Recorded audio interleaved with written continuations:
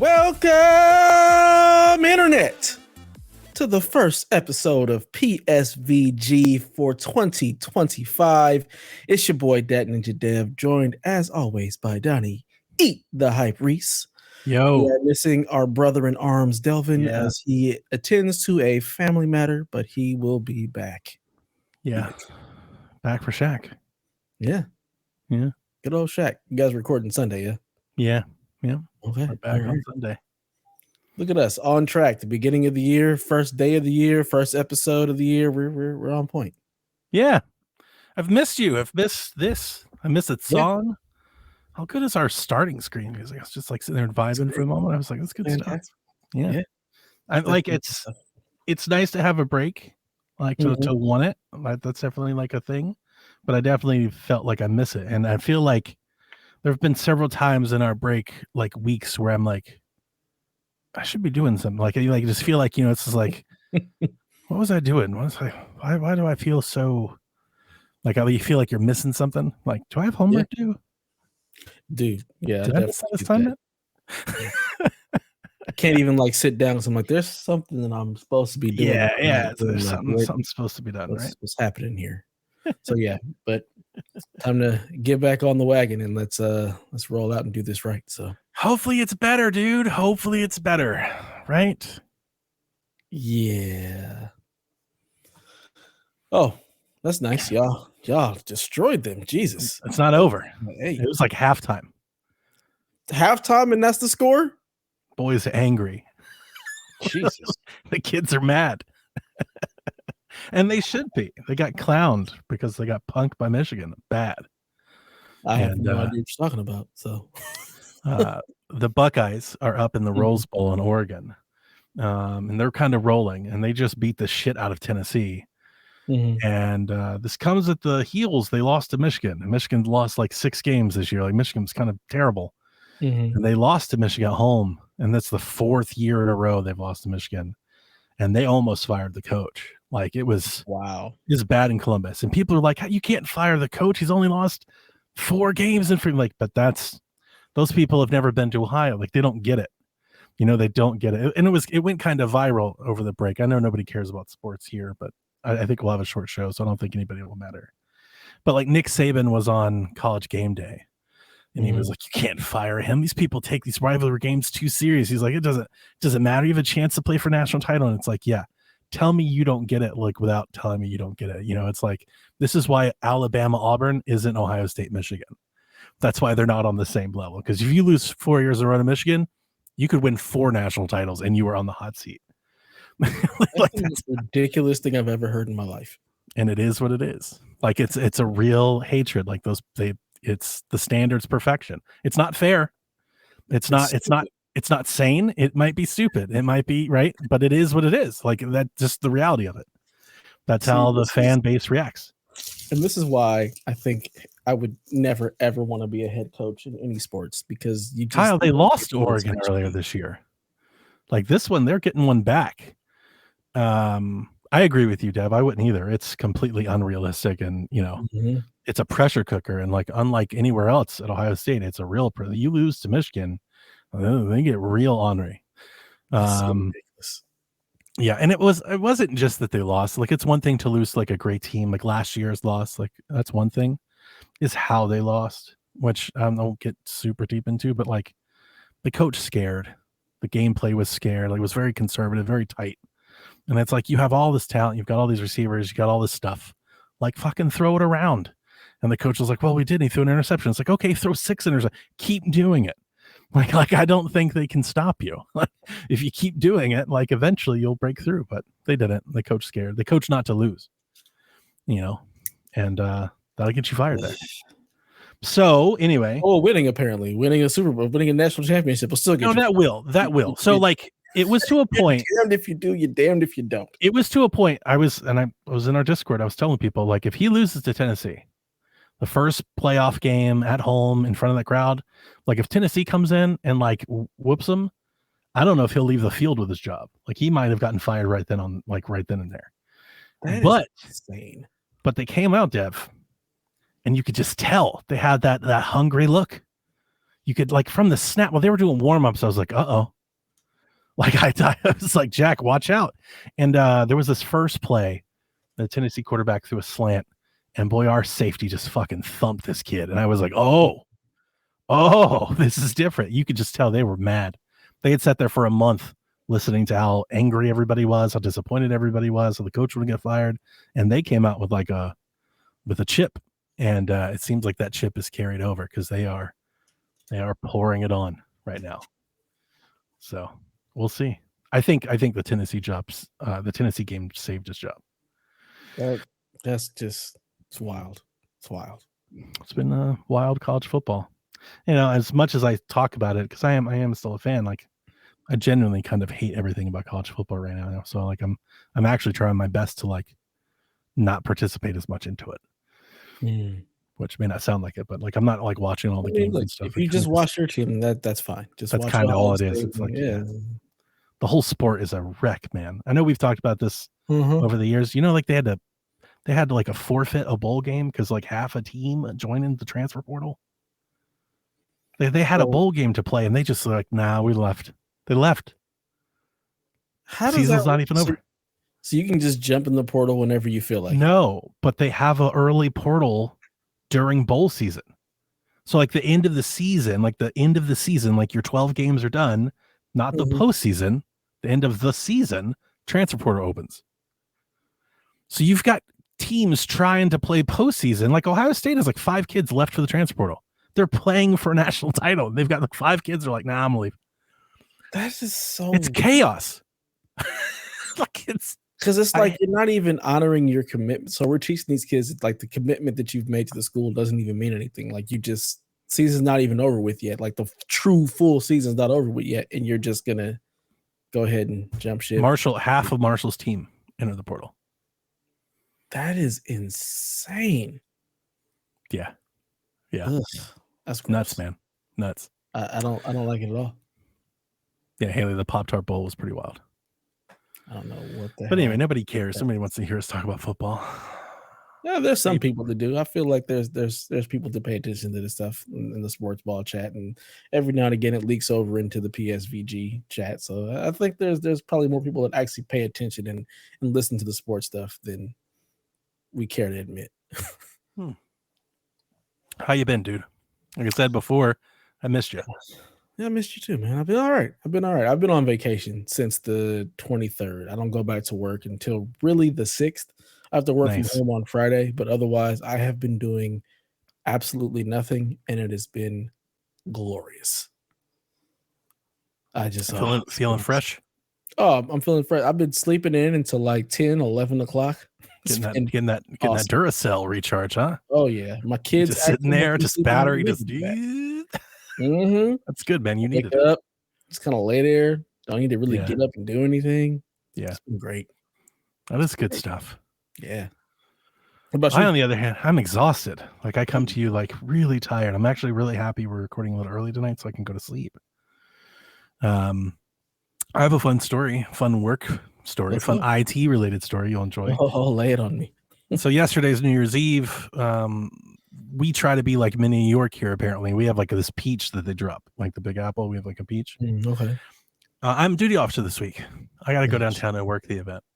It was fine. The event was mostly okay. Definitely, you look at things that happen in New Orleans, like way better than that, right? Yeah, my wife was just telling me about that. I had no idea. Really bad. So we did that whole event. I come home around 2 a.m.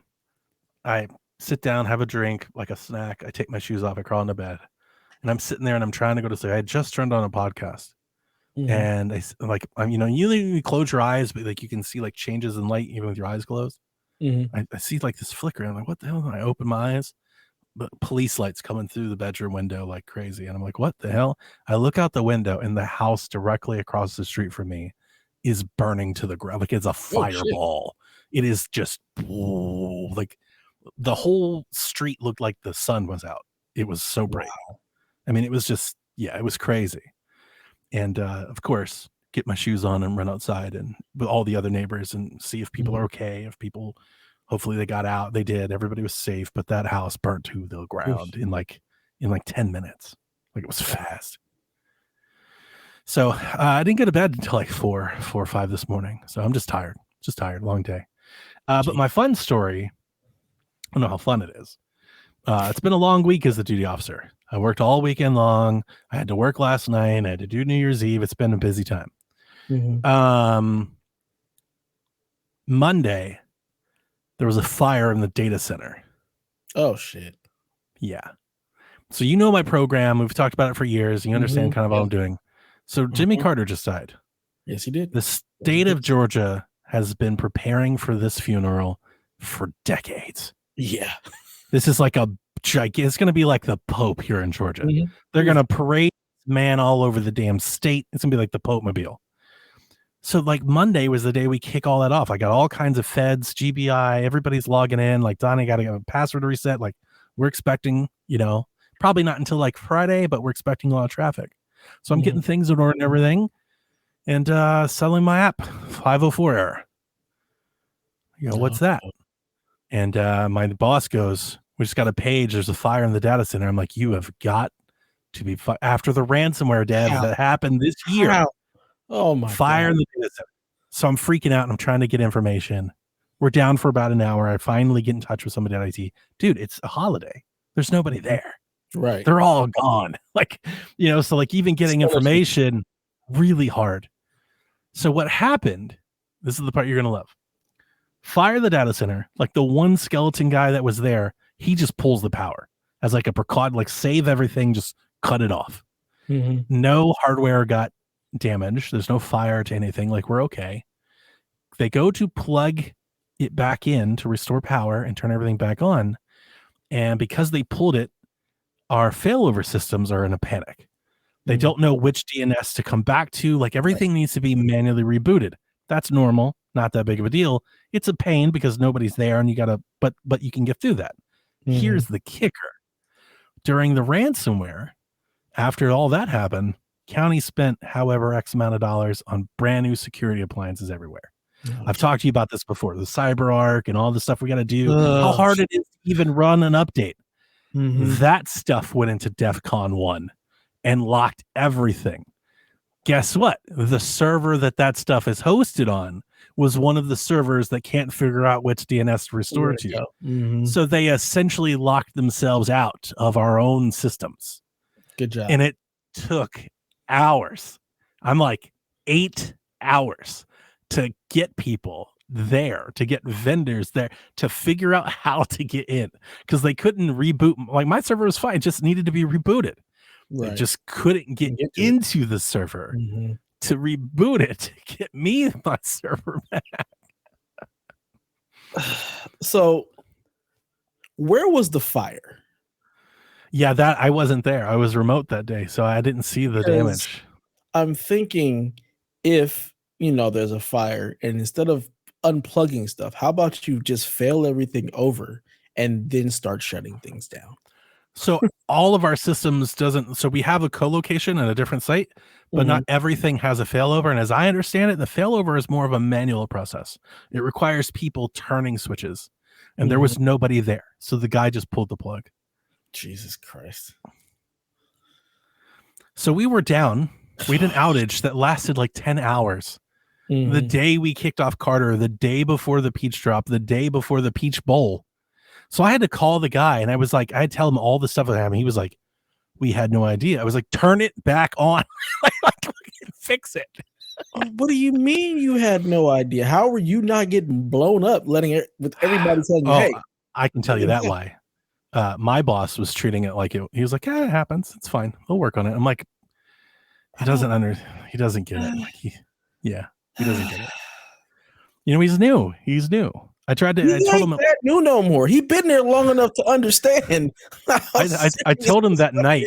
He was like, Donnie, you gotta calm down. I was like, no. I was like, you don't understand. You haven't fought for this ground, so you don't know what it takes to defend it. I was like, I earned this territory we sit on.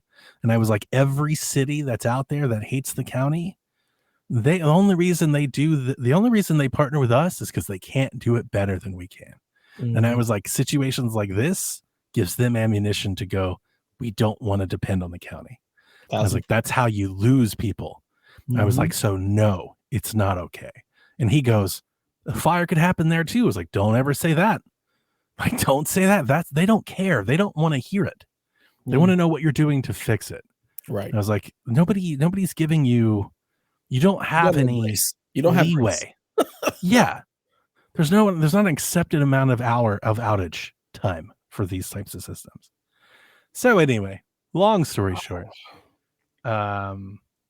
we've been, since ransomware, our IT director's like, we've got to get you off prem and into the cloud. I'm like, yeah, that'd be great. I need my own data center to manage. And I think this might be the final straw, because I got some calls. They're like, we're going to get you up in the spring. I was like, now we're talking, like, move, let's do something. Yeah. I've been screaming about this since COVID, because if it wasn't for me, they could have been down for 8 hours on Monday. I don't think anybody else would notice because there's nobody there. The only people that noticed was me and my 9,000 users trying to use the system. Trying to get in, yeah. Jesus Christ. Yeah, we've been dealing with a lot of the cloud stuff too, like all of the fire and PD stuff. Like, we've had to upgrade so many systems and they're all on-prem. It's a huge issue trying to get them updated.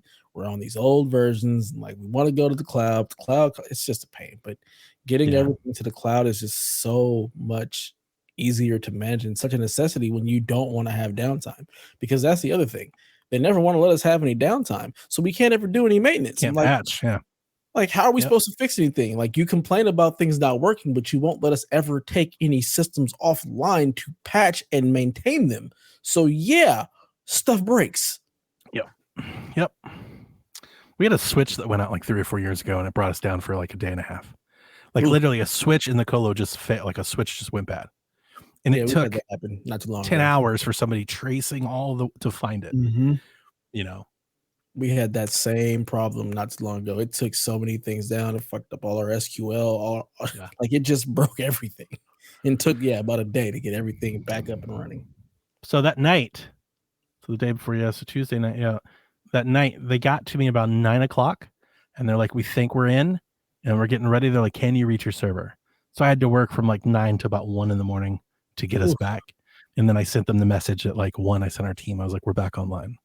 Which was great because we activated for the beach drop literally 8 o'clock the next morning. I had to be, while everybody was out, I had to be downtown working. So, long week. I'm tired. Do you at least have like some break time between now and like next week? No. Damn. No. I work remote tomorrow. Some of the team have to go in on Saturday for Carter, but I've been told because of the week that I've had, they're like, we're going to try to let you stay on Saturday. Like, we need you around if we need you. But if we don't need you, we don't want to bring you downtown because you've worked Sunday, Monday, Tuesday, Wednesday. Just be on call. Just chill. If everything breaks, answer the phone. But if nothing breaks, we'll try to do it without you. Wow. The joy of working in anything IT related. I swear, man, it never, it never ends. Never does. I got one more. We have with this really sweet new young GIS guy, and the GIS person we're working with all the time, she's kind of bringing him along to do our stuff because I think she wants him to like take our stuff, like she wants to shed that to him. So she's also like always out. She takes tons of vacations, everything. So the Carter stuff comes, and I get the Secret Service. They send me a bunch of maps, and I sent it to her like in the middle of the night. I'm like, I need all these maps, wall prints, 3 prints of them. I need them all. And I wake up. She's on vacation. The Secret Service has a portal, but she's our person that we submitted for the portal, so nobody else can get it. And I'm like, he's like, she's on vacation. We'll call her on Friday. I was like, absolutely not. You'll call her right now. He was like, what? I was like, you will call her immediately and get you into that portal. And I was like, I need maps. He gets off the phone. He calls me back like an hour later, and he's like, I tried calling downtown. There's nobody down there that can print the maps. I can get it on Thursday. I was like, you don't understand. Listen to me. I need you to get in your car and go to work and print maps. It's like, really? Like, yes, now, immediately. So he gets in his car, Dev. In between him leaving his house to go do the maps, the building catches on fire. Oh my! So he calls me after the thing laps, and he goes, "I'm here, Donnie." He's frantic. He's like, I'm trying to print it, but the printers don't work. The network's down. I was like, get out of the building. He's like, what? I'm like, go home. He's like, why? Like, this poor kid. On fire, sir. I was like, the building's on fire. Get the hell out of the building. Oh my God. That's crazy. Poor kid.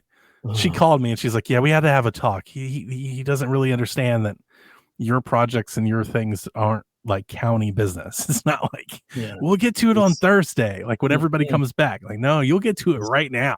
Immediately. Wow. Pretty fun, man. Pretty fun. Good stuff. Good stuff. It is. Yeah. Have you been playing anything at all on break? Any gaming? I played a shit ton of stuff. Oh, like like all kinds of stuff. I'm actually, yeah, kind of. Like I'm honestly, there's one thing that like I played to, but like I played so many things. I'm actually sitting there like, do I need to pull up my Switch or something? So it's been mostly Switch. Okay. I've been playing and buying so many games. Just so many. So like, I don't know. How was your Christmas, dude? Did you like any cool stuff?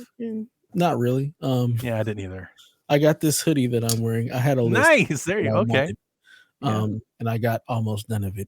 My wife is like, I don't care about your list. I'm going to get you the things that I want to get you. I said, this is not how I roll on Christmas. That's Donnie energy. That's what I do. Look, Christmas is a time for toys. I don't want you to put any thought into these things. You want to put thought into gifts, you do it during the year. Birthdays. But on Christmas, I want my toys, so I have something to do. So here's a list of things that I want so I can do stuff. And she was like, I didn't know what to get off that list, so I didn't get any of it. I was like, it was very simple. I gave you a list of computer components to buy. It didn't matter which ones you bought. I just needed you to buy one of them. and because I basically asked for like a new case, fans and stuff, because I'm taking my PC, putting it into a new case, and then using my old processor and motherboard and putting that into the old case to build a machine for my son.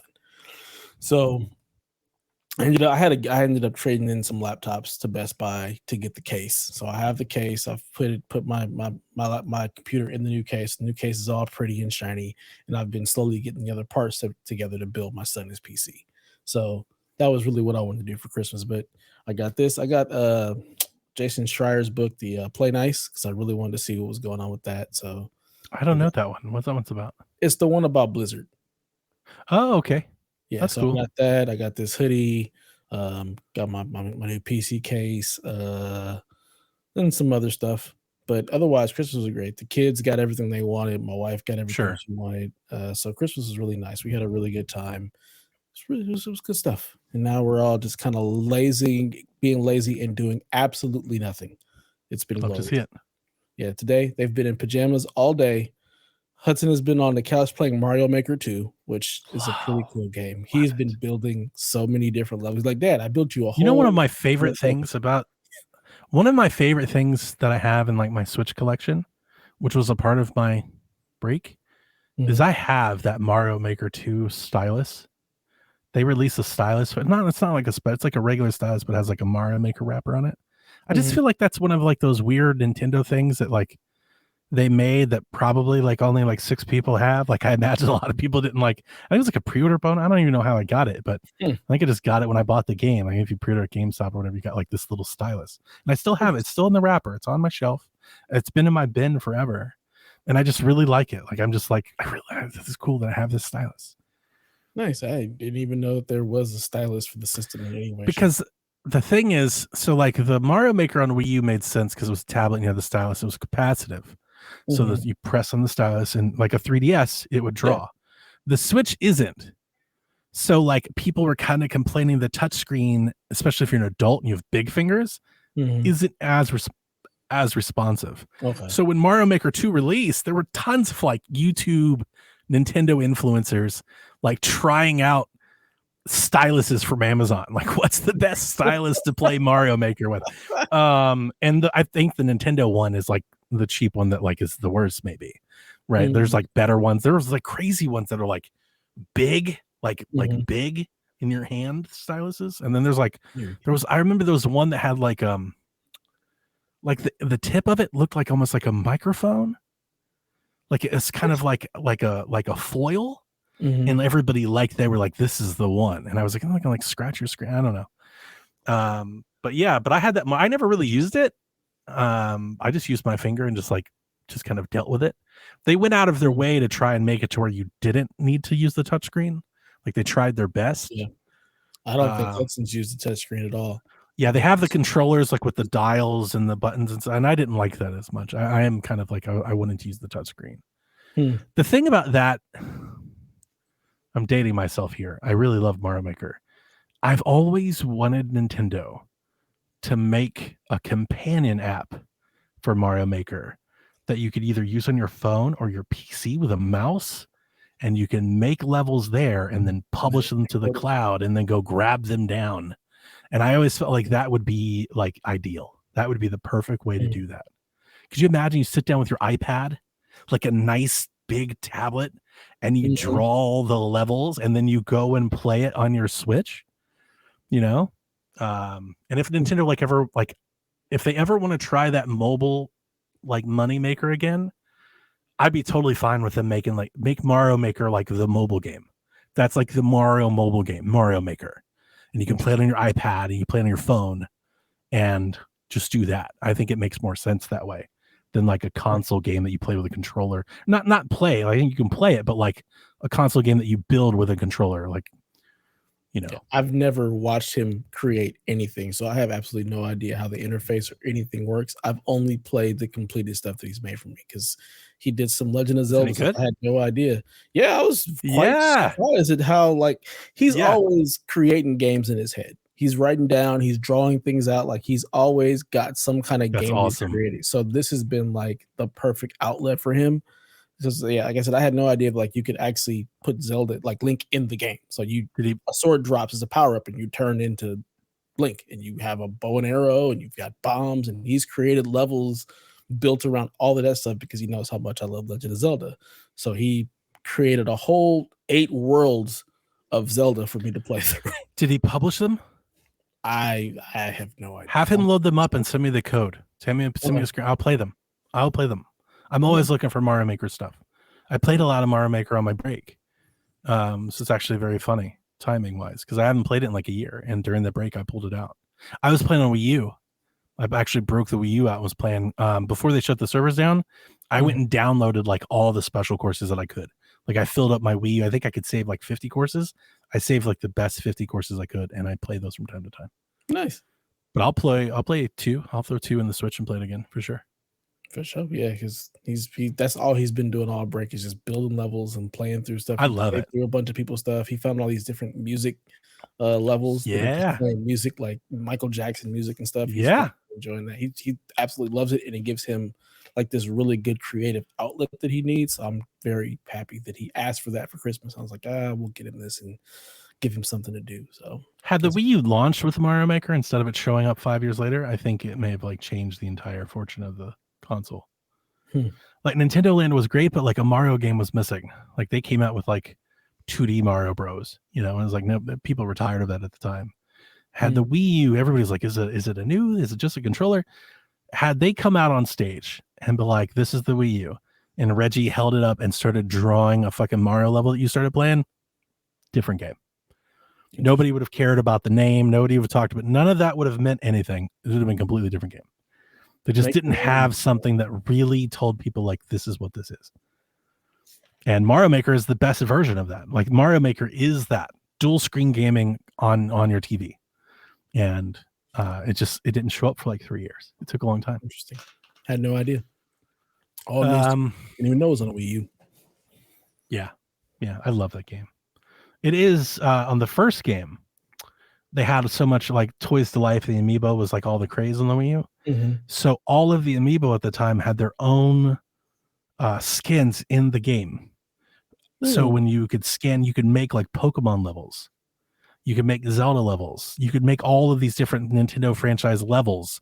So there was a whole store full of themes levels for all of these different franchises. For Mario Maker 2, I think it's just as Link. They didn't do it for everybody. So it was kind of a bummer. I may be wrong on that because I haven't played it in a while, but I think it's just Link. You know, I don't know. Kyle, is that right? Somebody tell me if that's right or wrong. I think it was just Link. So you just been loving your Switch, huh? I really have. I really have. I moved all of my stuff back to my Switch Lite. I've been playing a bunch of games. Games like I don't want to talk about because I don't think you care to hear about them. But I'm playing like some weird shit like Go Vacation, and like right now I'm enthralled in.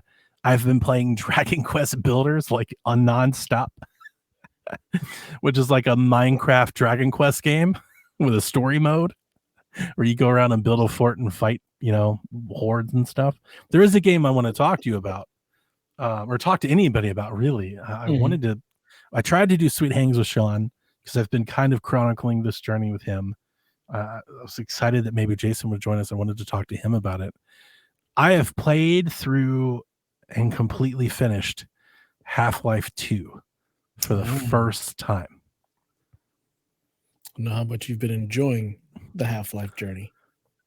It's blown my mind. Really? And I feel bad. Like, I've been doing this podcast game for like 10 years.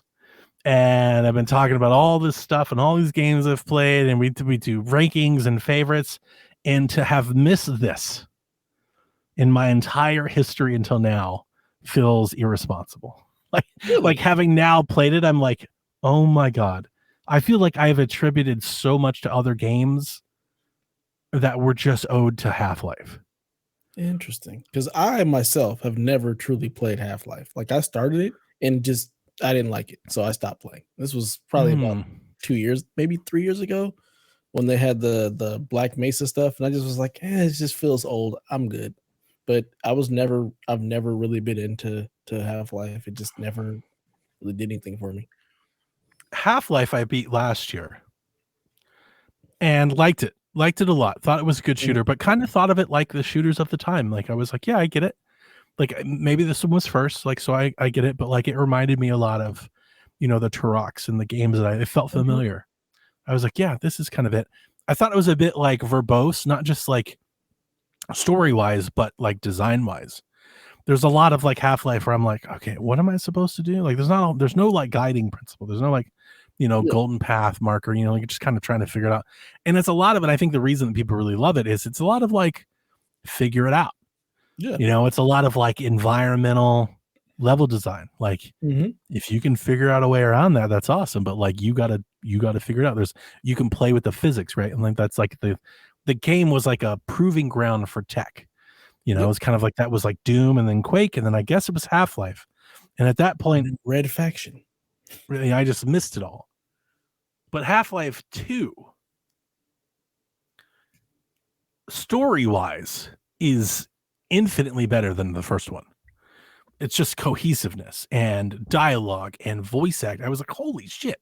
Now, I understand, and this is the reason why I really wanted to talk to Sean about this, because Sean, he did all this PC shit back then. So I really can't appreciate how I am playing the best version of Half-Life 2 now and thinking that's what it was like then.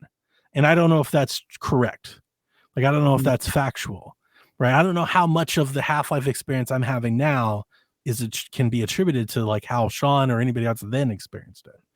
But playing it now, they just had like their anniversary update and, they have the episodes and all that. Playing it now with full controller support, like I'm playing it and I'm just like, all these years I've given so much credit to games like GoldenEye and Turok and Call of Duty and all this stuff for like being these pillars that I'm like, I don't think any of them are half as good as Half-Life 2.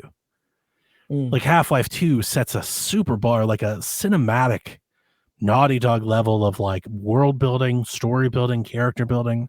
And then on top of it, it has some epic set pieces, world design, like a lore. There's this whole, like when you go to Ravenholm and it's like a fucking horror game for 3 hours. And it's like, dude, this is, and it's just, honestly, I'm going to like hype it up. And it's not so much that it's like better or worse than those other games. It's just my kind of shit more than those other games are. It's destructive. It's destructive. It's post-apocalyptic. The city's in ruins. There's a civil war, and the way that it brings all of that shit to life, it's like playing a disaster movie. It's Independence Day, like the fucking game, you know, like, and there's all this sci-fi stuff. Like when you talk about like Horizon's story, a lot of parallels. There's a lot of stuff there that's like that big picture, and like the music, it's very Matrixy. I'm just like, God, this is such my shit. How have I missed this my whole life? Like I've just missed it. PC. But like the Half-Life came to consoles. It took a while. The orange box, yeah. I just never played it. Like I kind of put it out of my mind. It wasn't. I don't know. Like I didn't come across it in the right magazine. I didn't have the right friend to tell me to do it. I just kind of said that's that PC thing. I was like, that's what those PC kids do. We're in the same boat because I had the orange box forever and never even opened it. Wow. It just sat there. Just like, just yeah, like I think of like Warcraft, you know, like I think of so say what's that other one? Just games like that. StarCraft, Counter-Strike, yeah, you know, yeah, like just stuff like that's a PC stuff. And having played it, it's very deep. It's way longer. I think 2's level design, there were several times where I was like, now where the fuck do I go? There's a lot of it. Like, and it's crazy, like how much freedom you have to like roam around. But if you roam around enough, you always kind of get funneled in the right direction. And that reminds me, I remember when, you remember when Uncharted started talking about like, we're making like wide linear. You remember that was like their thing? Yeah. They started talking about that. Like Half-Life did that shit like a decade before them. You know, like in my mind, I was like, everybody needs to do what they're doing at the time. And I was like, oh shit. Like part of me feels, I don't know, immature. Like I feel like I have like an immature gaming palette because I when I'm playing it, the thing that's playing in my head is like old takes of me, probably from like 2012, 2014. And I was like, and if you had played these games before me, you're probably like, yeah, Donnie, that's just Half-Life. You know, it's just, I'm like, boy, you outdated. You were misinformed. Why anybody listens to you is a fucking. Yeah, I mean, it's a generational thing because that stuff also was coming out at a time where if you weren't in the PC, like you just when Half-Life came out, I was 64, right? So everybody's like, Half-Life's changing the game, and for me, it's like GoldenEye's changing the game. And Sean, so this is why I went to. So Sean's talking about the Sweet Hangs Forever. Sean's talking about he looks at like Turok or GoldenEye, and he's like, this is what you guys are playing, because apparently the experience on PC was like on a whole different realm. But for me at the time, so 64 was like what, 96? And I probably got mine like 98, 99. So I was probably late to the game. So I'm like 12. 12-year-old me's mind was blown by GoldenEye, by Turok, that's how I discovered Doom, you know, which I always laugh at. That's when I played Doom.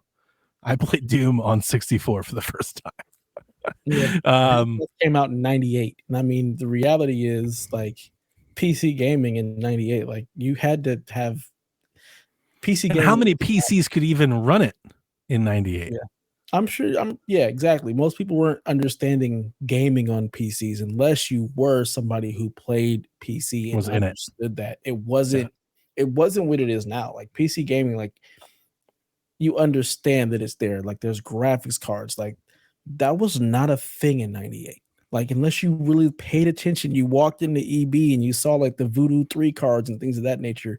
You really didn't understand PC gaming unless you subscribed to PC Magazine. Like gaming was Nintendo. Everything was a Nintendo. Like that was the whole idea of gaming in that era. So it's not so much that I wouldn't say it was an immature take. It was just the ignorance of the unknown. Like ignorance is the right word. It's just ignorant. Yeah. But for those people, Turok and GoldenEye was definitely mind-blowing. And this is why the PC considers themselves like the PC master race, because they have all of this stuff so much sooner than the rest of the mainstream console players get it. Yeah. So I'm playing it, and I honestly think, not that I'm advocating for you to go play it, but I think you'd love Half-Life 2. Where it goes at the end, dude, I mean, it's like big corpo sci-fi fantasy stuff. You know, it's that lore that I think you'd love. This alien invasion and portals opening up. Dude, there's like this machine factory where all these machines and conveyor belts are happening. Like it's Matrix. It's so like and you get this like Matrix music cutscenes. You're fighting like this. God, dude, this fucking helicopter you fight for like half the game. I was like, God, I just want to kill this thing. and here's the other thing: it's hard. I know it's not like hard, but like me playing it, I'm like, I think I wrote Jason at one point when I was in the middle of playing, and I was like, how did you guys ever play this with like mouse and keyboard? Like, how the hell did you do this hitting like A and B buttons, V, S, shift, control? I'm like, dude, it's difficult. Like it's frantic. There's lots of enemies. That's where I'm like, how much different is what I'm playing, what different than what you played? Because I'm playing it now and I'm like, this is tough. Like I couldn't have done this when I was 12. Could not have. You know, it kind of puts GoldenEye to shame when it comes to AI and the amount of enemies and the turrets. And like, there are times where I'm like, dude, like this helicopter was mowing me down for half that. I'm like, shoot this helicopter. But yeah, like I think the lore, there's like a world there that I do think you would appreciate. It's very like iRobot, very Matrix, very Horizon, all that stuff is there. I'm sure I know all the lore behind it. It's just it's hard to play deep. These old games. Like sure. And I get it. Ugh. I get it. Love the big areas, and it's really kind of my shit. Like if I was making a game, like if you were like, Donnie, sit down and make like a really cool, awesome action game, I think the game that I would draw on paper would be something very similar to that. Like it's kind of right in my wheelhouse, and I just omitted it, never looked into it, never thought. Honestly, it's crazy because it's such a big deal. Like I'm aware of like the Half-Life memes, right? Like I'm aware of it, kind of, right? Right, but like I never understood it. Here's the crazier thing, Dev. My first Half-Life game was Alex, and I beat it, and I had no idea what the fuck was going on. And now I've played Half-Life 2, and now I'm like, I should really go back and now I get like, oh. Yeah. That's probably the other reason why I've never played it, because it's like I don't want to come into something at the halfway point or at the end. Like I want to play the first part so I have an understanding, because that's how my brain works. I can't jump into 2. I gotta play 1 so I understand what the hell was going on, where the story is, so I can appreciate 2, which is another reason why I've just never jumped into, because like I'd want to play through 1 to understand the story and where we're at. Sure. I'm glad I did, because now I do understand everything that's going on, and I know. And here's the funny thing: now I'm in the joke. Now I get it. So there's all this buzz and rumors about Half-Life 3. There has been for months. I talked about it on our show, and we're going to talk about it on this show. There's more, and now I'm in it. Now I'm like, I want it, and it's blowing my mind. I'm like, I hope it's real. Now I get it. Please do it. Please, come on, Valve. Yeah, so that was like my big epiphany. Really, that was like my big thing. I played a bunch of Switch stuff that I'll talk about on Shack. The other thing that I did, the only other thing that I really did that I think is worth talking about is because it came up a few times. I've had a couple conversations in Discord about it. So I had some off time like you. We were off a few days before Christmas. I didn't start duty until Christmas, so I had like 3 days before Christmas, Christmas Day, Christmas after day, where I had like time to game. And the whole time I was like, I have all this time to game, and I didn't really do any of it, because I sat down and I was like, I could reorganize that shelf. That needs cleaning. I could touch that. So I just started doing that. Dude, I went through my basement. I pulled all the shelves away from the wall. I went through every cubby. I've cataloged my entire movie collection. Wow. Digital and physical. I have a spreadsheet of the movie, the genre, the platform, if it's physical or digital. And if it's physical, I know which binder it's in. I know what shelf it's on. Like I've done the whole thing. One of the things that I did is I had this shelf over there. I'll try to show you if this doesn't break. See this black shelf over there by the sauna? Yep. That's where I had like a lot of like my work rewards, like my diploma, just junk, like old papers, books, just stuff. And around that shelf, that whole area on both sides of the sauna, I had like boxes and clothes, like just junk. And I was like, I need to clean all. I pulled all of that out. I went through it all. I got rid of stuff. I organized stuff, and I turned that entire shelf that I just showed you, that black shelf.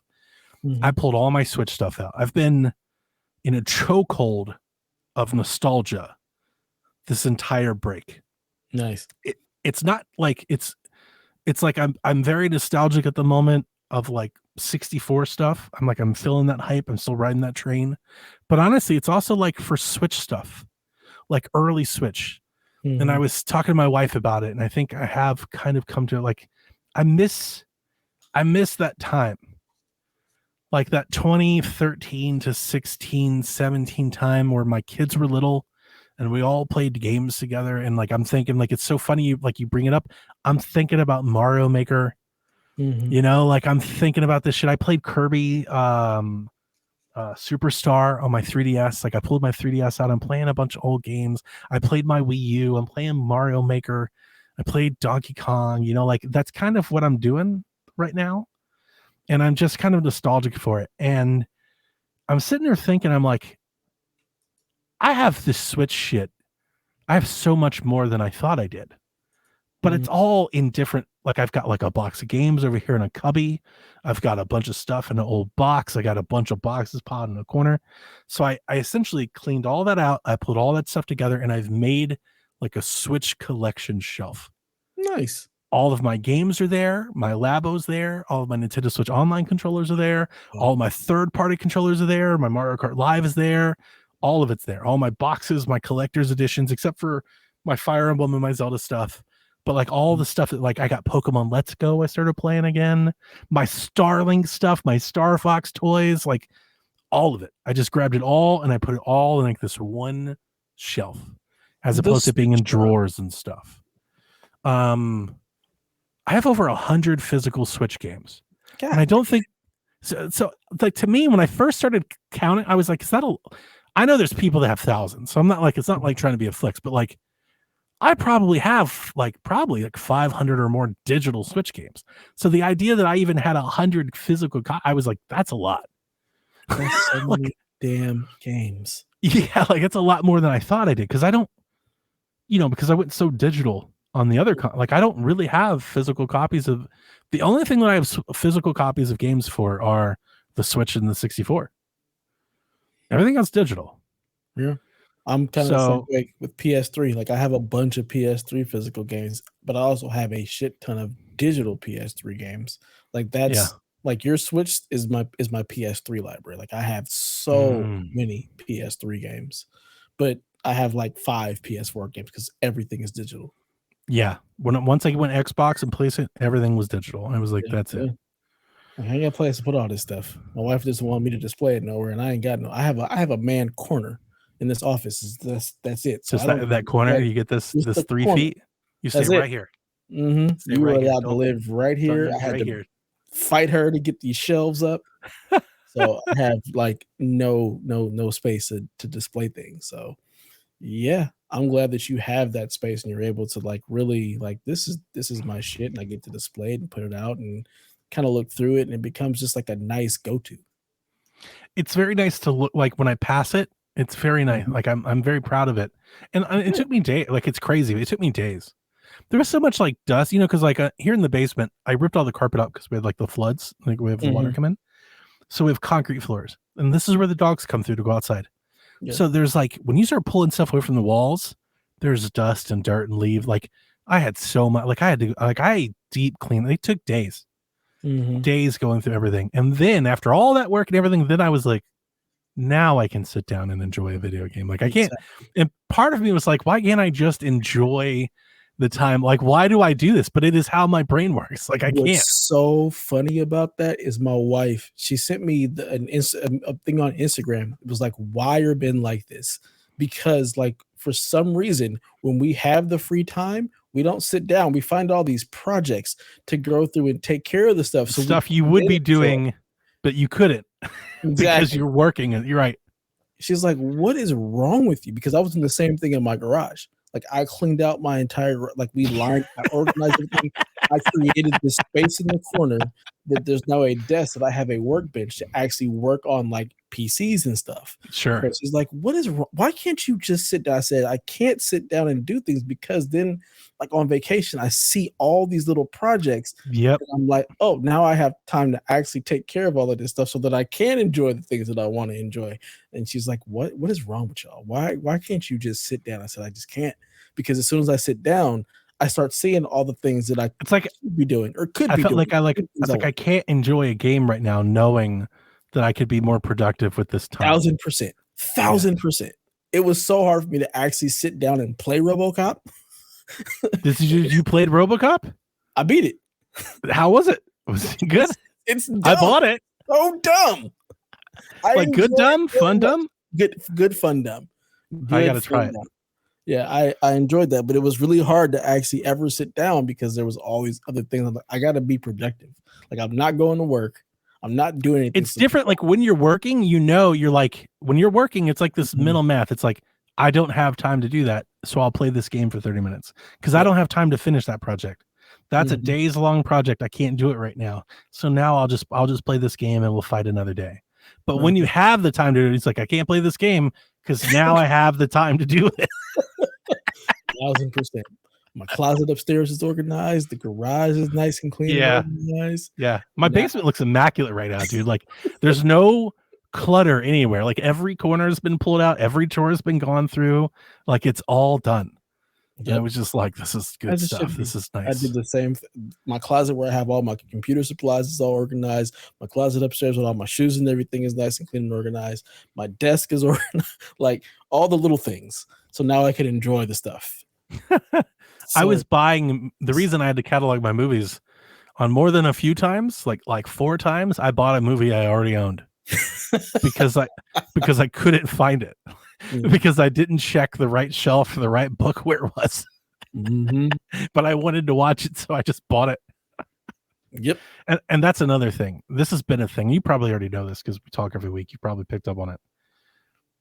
The last year, I've flipped a switch and gone real hard back towards physical in a way.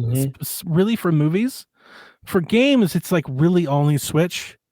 Like if there's a game that I really want on Switch, I want it physically if I can get it, if I can help it. Unless digitally, it's like just such a great deal, right? Because there's a Switch sale right now. Have both. That's putting. There's a lot of games I do have both. There's a Switch sale right now that's putting Steam to shame.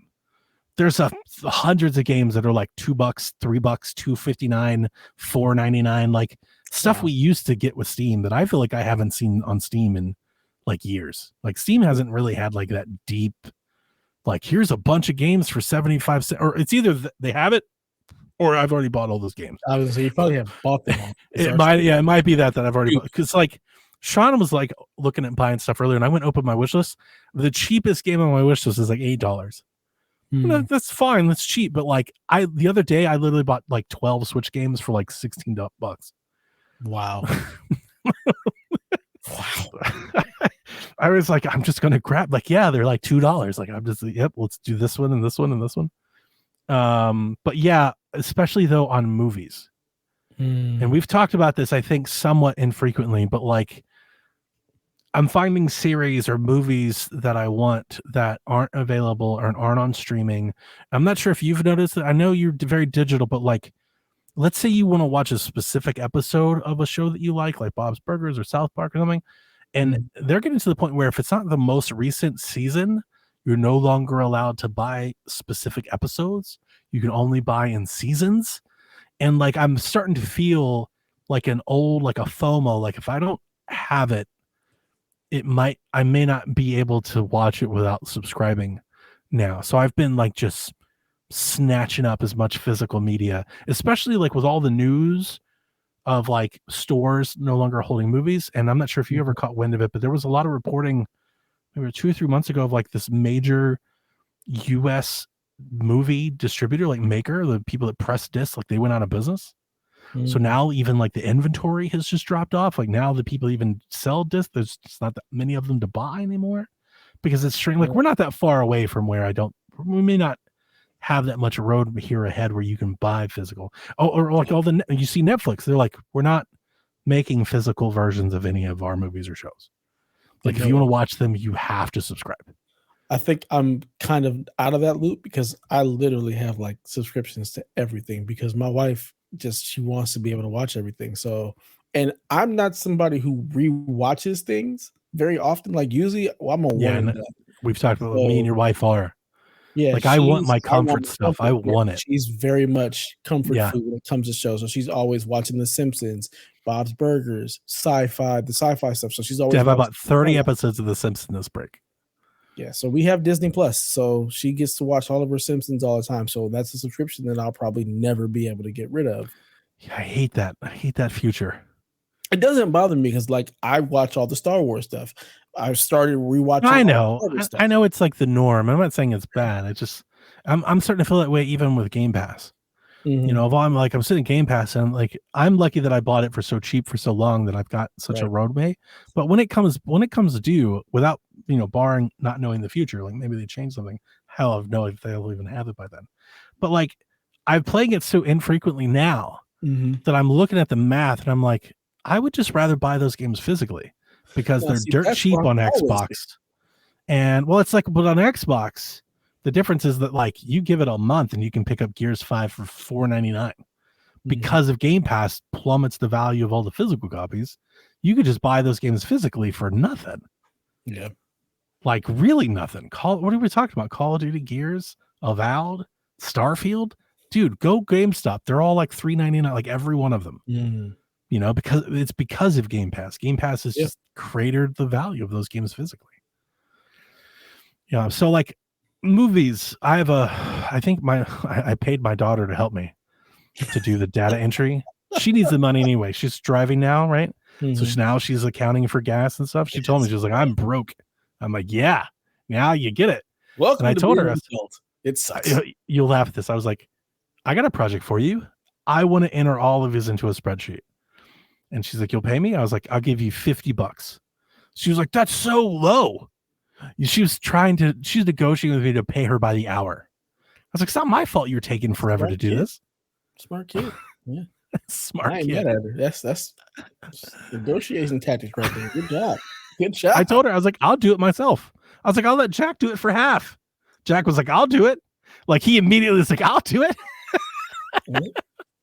Got to get this money for these Jordans. Right. Jack was like, I'll do it immediately. Yeah. I don't know. It's like a swirl right now. I'm very nostalgic for like what used to be, but also I'm like very like grabbing things that I have and like, I don't know. It's like this combination where I'm just like stuck in this old stuff at the moment. I get it. Totally makes sense to me. Like I said, I've always been that way with games. I'd rather buy the game, whether it's physical or digital, and have it than have to Right. rely on some subscription. That's why I'm like, I will never be a Game Pass like subscriber because I just want the fucking game. I don't want I to think have it to was just worry the about a sub. deal for so long was just the deal hunting, because Yeah, I'm getting months 2 you're for 3, definitely 6 for 8, I'm deals like, with Donnie for sure. yeah, I was just saving so much money, like I was probably, I would love to do the math on like maybe what I've averaged out for Game Pass. Cause I'm probably like a 5-6 year Game Pass subscriber, probably for like $2 a month, cause you remember they were doing that 1 month deal. You could like get it for $1. Yep. And then they had that conversion Yep. where remember they convert and you could convert all of it for $1. So at that point, I loaded up with all of the old stuff and converted for the buck. And that gave me like 3 or 4 years of it. And then I just started getting buy one, get ones, buy one, get 3. I loaded up on those for like 18 months. I just grabbed as many of those as I could. So my investment is probably just much, much lower than everybody else's. So for me, it's like, I'm just getting free games left and right. Like I didn't pay for any of this. Then when you do want to actually own them, you get them for dirt cheap. Yeah. I mean, you just buy them anyway. That's why when they were like, if you want to Forza, do you want to give us the $30 pass? I'm like, sure. I didn't pay for this. I didn't pay for the game pass. Like, might as well. I bet that's what Xbox was probably banking on, trying to get more people like you, and it just didn't quite. Or they got us, but they didn't get anybody else. Yeah. It's just more us. people like that. Yeah. Yeah. Good stuff. Yeah. So I played Robocop, and that was a lot of fun. It's dumb fun. Beat it. Done with it. So when you say dumb fun, like what do you mean? Like tell me about it. Like sell me on the game. So it's Robocop. Talk about sell me on the game. You're selling me on the game I already purchased. Right, you're playing it because I just bought it. Your game, exactly. Right, I just bought the game. You bought it. So I got the benefits. I was on a stream with Sean earlier. He has a spreadsheet of all of these games that he's bought. And he's trying to figure out which ones he wants to play. He's like, I'm just going to never play these. And he was like, I don't think people realize that we're buying games that we're not playing. I was like, no, we realize it. It just doesn't bother us as much as you do. Like, I just don't wear, like, I'm buying games. I bought Robocop because it was like, I thought it was like $8. I was like, sure, why not?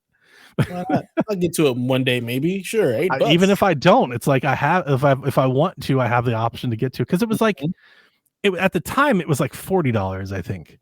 But it was like I got it off of like Fanatical or CD Keys, or like I got it from one of those Wario tweets where he was like, dude, Robocop is like 90% off over here. I was like, yeah, I'll take it. I was great. I was very happy because I've been waiting for it to go on some super cheap. So I was like, this looks like it could be a lot of fun. So I was shocked when I went to go like install it and it was like 50 gig. I was like, what? Yeah. I thought it was like a not like a boomer shooter, but like an indie shooter game. You know, like a smaller, like a Turok or something. And I was like, wait, no, it's a big, like a real big game. It looks really nice. Like it's a good looking game. But it definitely, like, it's slow. It's Robocop. Like, you are moving slow. Like, the gunplay is slow. He does do that a lot. You'd be surprised. Between you and Nathan, like, you guys you're covered. Like, this is great. Keep them coming. I'm just, because you guys are never gonna play these games, but I will. Hey, I'll have you know, I haven't done it yet. I haven't pressed play yet, but it'll probably happen soon because I'm kind of in between games. I installed Ragnarok. Okay. I installed it. I was like, maybe soon. Let's install it and see what's happening. Yeah, I didn't even I'm like, I already beat that. I'm not playing that shit again. Sure. Yeah. Long ass game. But yeah, Robocop, it's not necessarily a boomer shooter because you don't move. You're not moving fast. Like a lot of those boomer shooters, like you're moving around the levels. No, you are moving slowly through the levels like Robocop. Plotting. He has a run, but it's not. It's like you're just walking fast. How much slower than like Warhammer? Because Warhammer is a pretty plotting kind of. I would say because of the dodge mechanics and the way you can actually run in Warhammer, because that's the game I've been playing afterwards. I've been playing Warhammer right now. Yes. Warhammer, you're moving way more fast, and plus since it's like third person, like you're backed out, so it's a little different. This one's all first person, but you definitely feel like you just feel like a tank. You feel like a tank. Robocop's gun is Robocop. Like when you shoot people, they go flying across the damn screen. Oh, that's good stuff. So, and they have a cool little like a skill tree. So you can decide, do you want to, spec into combat to where you're electrifying people and things of that nature as you're killing them or whatnot. Do you want to have more vitality? Do you want to have more armor? Do you want to spec into electrical so you can hack things faster? So you have all these different little spec sheets. You also can grab people and toss them across the room and they die. You can punch people and they die. Oh. So you're a tank. You are just a living embodiment. Just anthem it up. Just fucking just like javelin the shit out of people. Yeah. You can run in the room and just start punch because you punch they die right away. Except for my kind of shit. Like the mid-tier bosses. Like they have somewhere you have to punch them a couple of times. But for the most part, if you really wanted to just level up all your armor and then just run through levels just punching everybody, you absolutely can. Or grab people and throw them into people. Like anger fists. Basically. It's ridiculous. That's awesome. So yeah, for the most part, I expect into like his ability to see everything, to unlock levels and be able to see everything. I expect into that. And I only like you can pick up other guns as you're going through, but his gun is just stupid. So you know me, I'm aiming for the head. So I'm just mowing through, boom, headshot, boom, headshot, boom, headshot. They're just flying across the room. It's great. It was just absolute nonsense. And it's very much the 80s. So it's dealing with Detroit and all the drugs and everything that was going on. So you're going through and you do have some dialogue choices. So I guess there's a couple of different endings you can get based on your choices, where you can either uphold the law or you can be like, fuck all y'all. There's two people you can side with. You can side with either like the mayor, who wants to stop like Cop City, or you can side with the people who want to build Cop City. So just play the game my life. Yeah, basically. So yeah, it's a lot of fun. The story is cool. It's all voice acted. The voice acting is it's like perfectly campy with Robocop. And it's just fun. It's not super deep. The gunplay isn't super great. Like, it's nothing that's like rewriting anything. It's literally just aim and pull the trigger, punch people in the face. Doing fun Robocop shit. Yeah, just fun Robocop shit. And there's I bought it thinking it was to be like a cool little shooter for Ally. And then when I saw the file size, I was like, oh, maybe not. This is a much bigger game than I was expecting. Yeah, it's just something I've been kind of feeling like. I played a lot of NBA 2K over the break, but I'm playing like NBA 2K like 16. I am. 15. No, actually, hang on. 15. I'm playing 2K 15. 10-year-old game. Nice. You know why? Because it's like 48 gigs and not that's right, 200 gigs. Yeah, those games are huge. Like, what the fuck are we doing with 2K anymore? It's all of the dialogue, the audio. Dude, no, that's a lot of it. We got to do what Call of Duty is doing. We got to separate it out. That's crazy. In what world do we think it's okay to have a sports game that's 150 gigs? You know, like, with these portables, like with a Switch or with an Ally or a Steam Deck, you are a borrowed storage. Like, you can't just be throwing around 200 gig games whenever you want. Well, yeah, but here's the problem. The people who are playing those sports games, like, that's all they're playing. So they never run out of space. So like Des Boys, what do they play? Madden and 2K. Do they ever run out of storage? Shit, you need a terabyte for that. That's it. That's all they play. So they're totally good. They don't even yeah, maybe you're right. But like, I can't, like, I just wanted to play a virtual game of basketball. Yeah. You know, and I here's the other thing, because they delist everything. The PC codes, digital codes for those old games are like insane. If you have a free PC digital code for like NBA 2K16, you can sell it for like $300.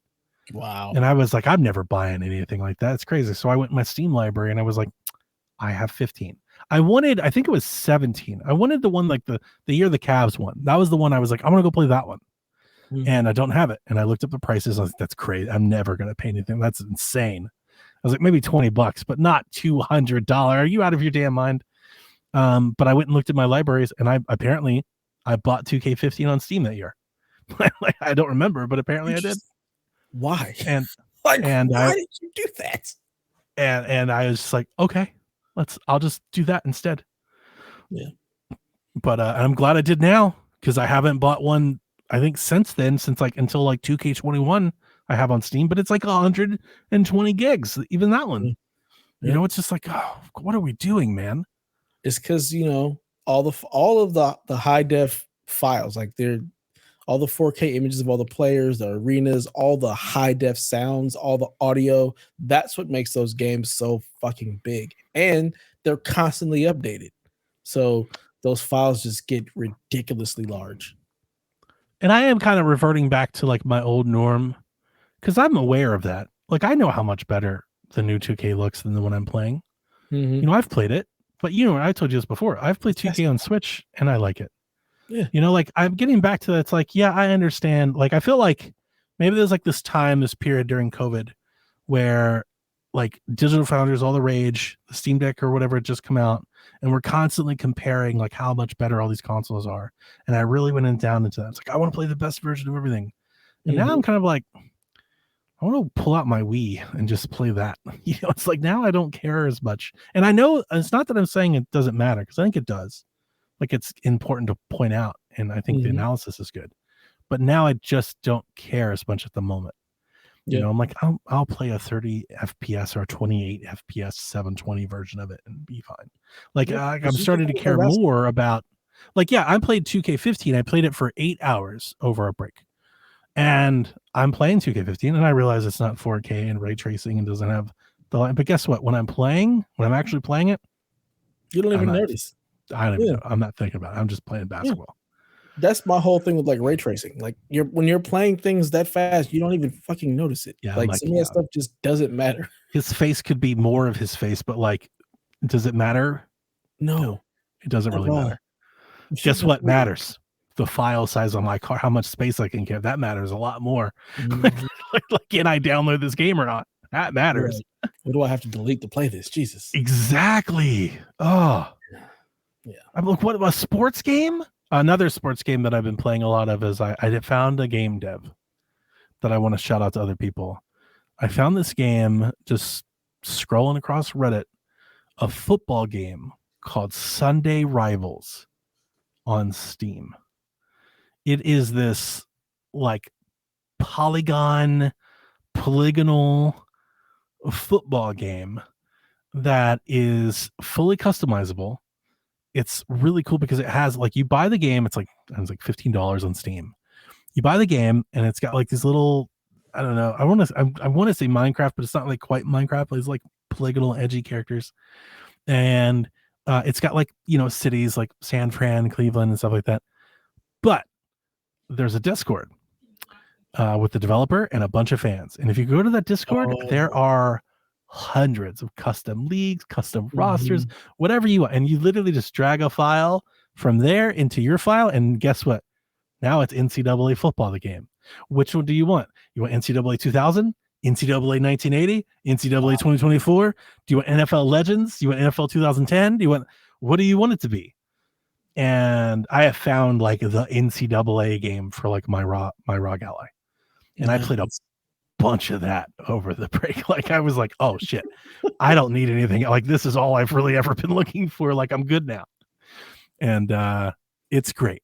I would wholly recommend it to anybody else, especially if you don't mind like going and downloading a file and stuff like that.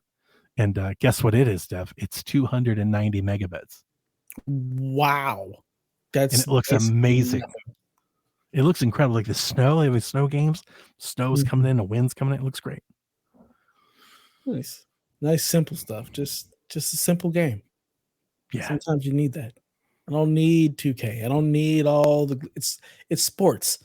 Like I'm really not looking at this dude's face. I don't care how nice it looks. I just want to go to the Buick, turn around, and pass you the ball. Like, come on. I want to see if I can share. Like, here we go. This is a screenshot that I took of the game. That's what it looks like. That actually looks really good, doesn't it? That's Ohio State Notre Dame. Like it looks clean. Like it looks 250 megabits, and it's arcade. It's like you get like there's like I don't know like 40 plays to choose from. It's not that big. But it's fun to play, and I'm in the third quarter here. It's 13-10. Like I'm nail biter. Like it's good stuff. Yeah. Easy to play. That is a very clean looking game. It's good. Yeah. Yeah. I wrote the developer and I was like, I just want to let you know, dude, like this is kind of everything. This is kind of all I've wanted. Stingray, actually, you're not wrong. It plays a lot more like Blitz than anything. It's not quite that arcadey, but that is generally like if I had to tell you, like, Donnie, what does it play like? It's more Blitz than Madden. Or like tech. It's more in that direction. Nice. And I was like, this is kind of all I want. Like you've done it. I haven't played NCAA football at all. like between Retro Bowl and this, like I'm good. You guys go do your thing. Nice. Here, do you want to get into some news? Yeah. Let's do it. It shouldn't be. I wrote. So here's the funny thing. I don't know half of what I wrote, dude. I wrote this like just periodically through the break. I would write notes. I don't even know what's in here. I haven't looked at it today. It looks like all Game Award stuff, basically. Mostly, probably. Yeah. All right. So since we've been gone, it was like a running list of things that I had. People Can Fly laid off a bunch of people. That's what I wrote. Yeah. So what was that game that they did? I don't know. Oh, you liked it. What was that game called? Damn, I can see it. I can't think of the name. It was like, it wasn't a Destiny clone, was it? Not quite. because it wasn't like live service. It literally it was the beginning. That's right. You could play solo. You could play solo, but you could also play with 3-player co-op. I can't. What was that game called? Well, we talked about it at the time. It didn't do very well, and I haven't heard of them since. Like, did they do anything? I don't think so.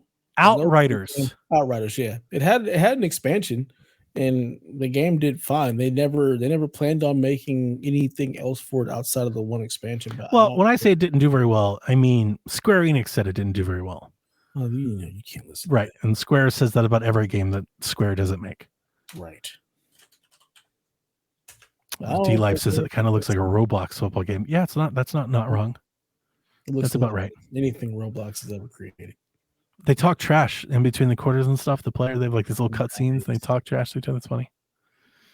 Yeah. So they laid off a bunch of people. I haven't heard from them since. Outriders was a long time ago. It was a while ago. Wasn't that like full blown COVID? It was a launch game for the PS5. Yeah. So full blown COVID then. Mm-hmm. Because they did Bulletstorm. Yeah, they did Bulletstorm. Mm-hmm. Which I never played until Switch, and it's like one of my favorite shooters on Switch. It's super fun. Quite ridiculous. But I only played it because I had Duke Nukem. I never played it until they're like, "Here's the Duke Nukem content." I was like, "Now we're talking." So, yeah. Amazon announced it's bringing Warhammer to the movie and TV screen as they've greenlit a movie in development as well as a show. Is Henry Cavill, in that? Because I know how you much would hope so. Warhammer. Yeah. So tell me about Warhammer, Dev, because you shared a message that you're doing some Warhammer stuff. Yeah. So after watching the Secret Level episode, I love Secret Level. I watched. Secret Level was awesome. I really enjoyed it. Josh loves it. I only watched the Warhammer and the Pac-Man episodes.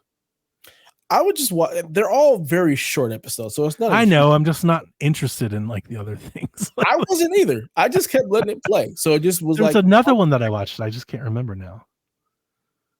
It doesn't. I enjoyed them all. The Concord one was really good too. Like I just enjoyed all that because it doesn't require any investment. Like you can just watch the episode. It's like 15 minutes. You're in and out. Yeah, so but there's 7 of them. So it's 7 of them in 15 minutes, and it's more than that. It's like an hour. It's nothing. Like a couple hours. It's nothing. It's like a movie. You like movies? Just watch it like it's a movie. Yeah, but it's not a movie. Popcorn. Call it a day. They're not all connected. It's not a story. Like it's not a movie. It's great. The Warhammer was really great. It was very. I was like, oh, this is. I'd watch a whole anime just just do it. I would too. Fucking A. It'd be great. I want to find the book to start. So I'm like, I want a Warhammer like anime in the style of Gundam. Just give me like a shit ton of that, and I'll watch all of it. Yeah. Oh, and you're talking about books. You got books you could spend the rest of your life reading Warhammer books. I was like, where do I start? I was trying to figure out where to start because there's just so many books. Did you find anything to help you? Because if you didn't, I have a recommendation. I found something, but I don't even remember what it was. Alana has like a Warhammer video, like a guide, like a recommendations guide where she's like, if you think you like this, try that. If you like this, try, where she kind of goes through like all the different prongs of Warhammer and just kind of like sets you off in a direction. Yeah. So if you give that a Google and find that on YouTube and just maybe give that a listen. Okay. Because I'm playing the game. I'm like, this is interesting. It's just I'm like, why are they Machine God? What are you? You're playing the new one, the Gears one? I'm playing Space Marine. Yeah. And I'm just like, this is interesting because like machine spirits and the way they like revere all of this stuff, it's just really weird. I'm like, this is some nonsense that I can try to find a way. Of course. Yeah. I don't enjoy the game that much, to be perfectly honest. Like I don't enjoy the gameplay. It's like it's old school. It's like old school. Right. Yeah. Plotting around. Yeah, it's not like rewriting anything. I like the punching and stuff. The movement's good. The thing that I do love about it, there's 2 things. 2 things that I revere that game for. One of my favorite games of the year or last year. The skyboxes are incredible. Like just generally. You look into the distance, you look into the atmosphere, and you see a haze, you see a planet, a ring, and sky battles your shit, right? Or you see a mountain and you see all the like the arachnids, the Terminids coming over the hill, and like That they do that better than most games do. Like that shit is great. Yeah. The other thing that I really revere this game for and love is something a lot of reviewers took shots at. Something Sean and I have talked about a few times. When this game came out and reviewed, there was one article that kept getting shared around, but it was like a sentiment that most people shared. They were like, Warhammer Space Marine 2 is like the best 360 game you've played in years. And they were kind of saying it like kind of as a detriment. Like they meant well. The headline doesn't read bad, but when you read the review, they're like, yeah, but it's not really doing this and not doing that. That's actually why I love it though.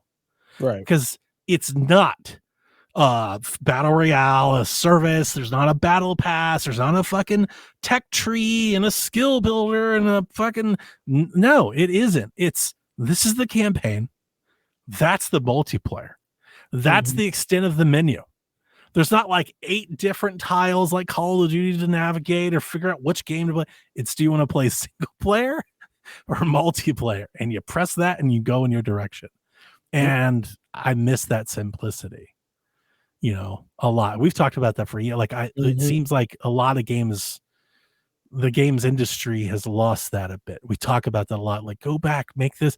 This is that. This Space Marine 2 is that game. Yeah. So if you're out there a listener and you've told your friends or you're a podcaster and you've been like, let's make smaller games, simpler games. Space Marine 2 is that game. So if you're not supporting that game, and stop saying that, because like practice what you preach, because that is exactly what that game is. Yeah, as I'm playing through it, I'm like, I can see why Donnie likes this. It just feels like Gears. Like they're plotting around, punching shit in the face. It's very Gears. I would like to use my melee weapon a lot more than the guns, because I don't particularly care for a lot of the guns. I'd rather just slice things up with my sword.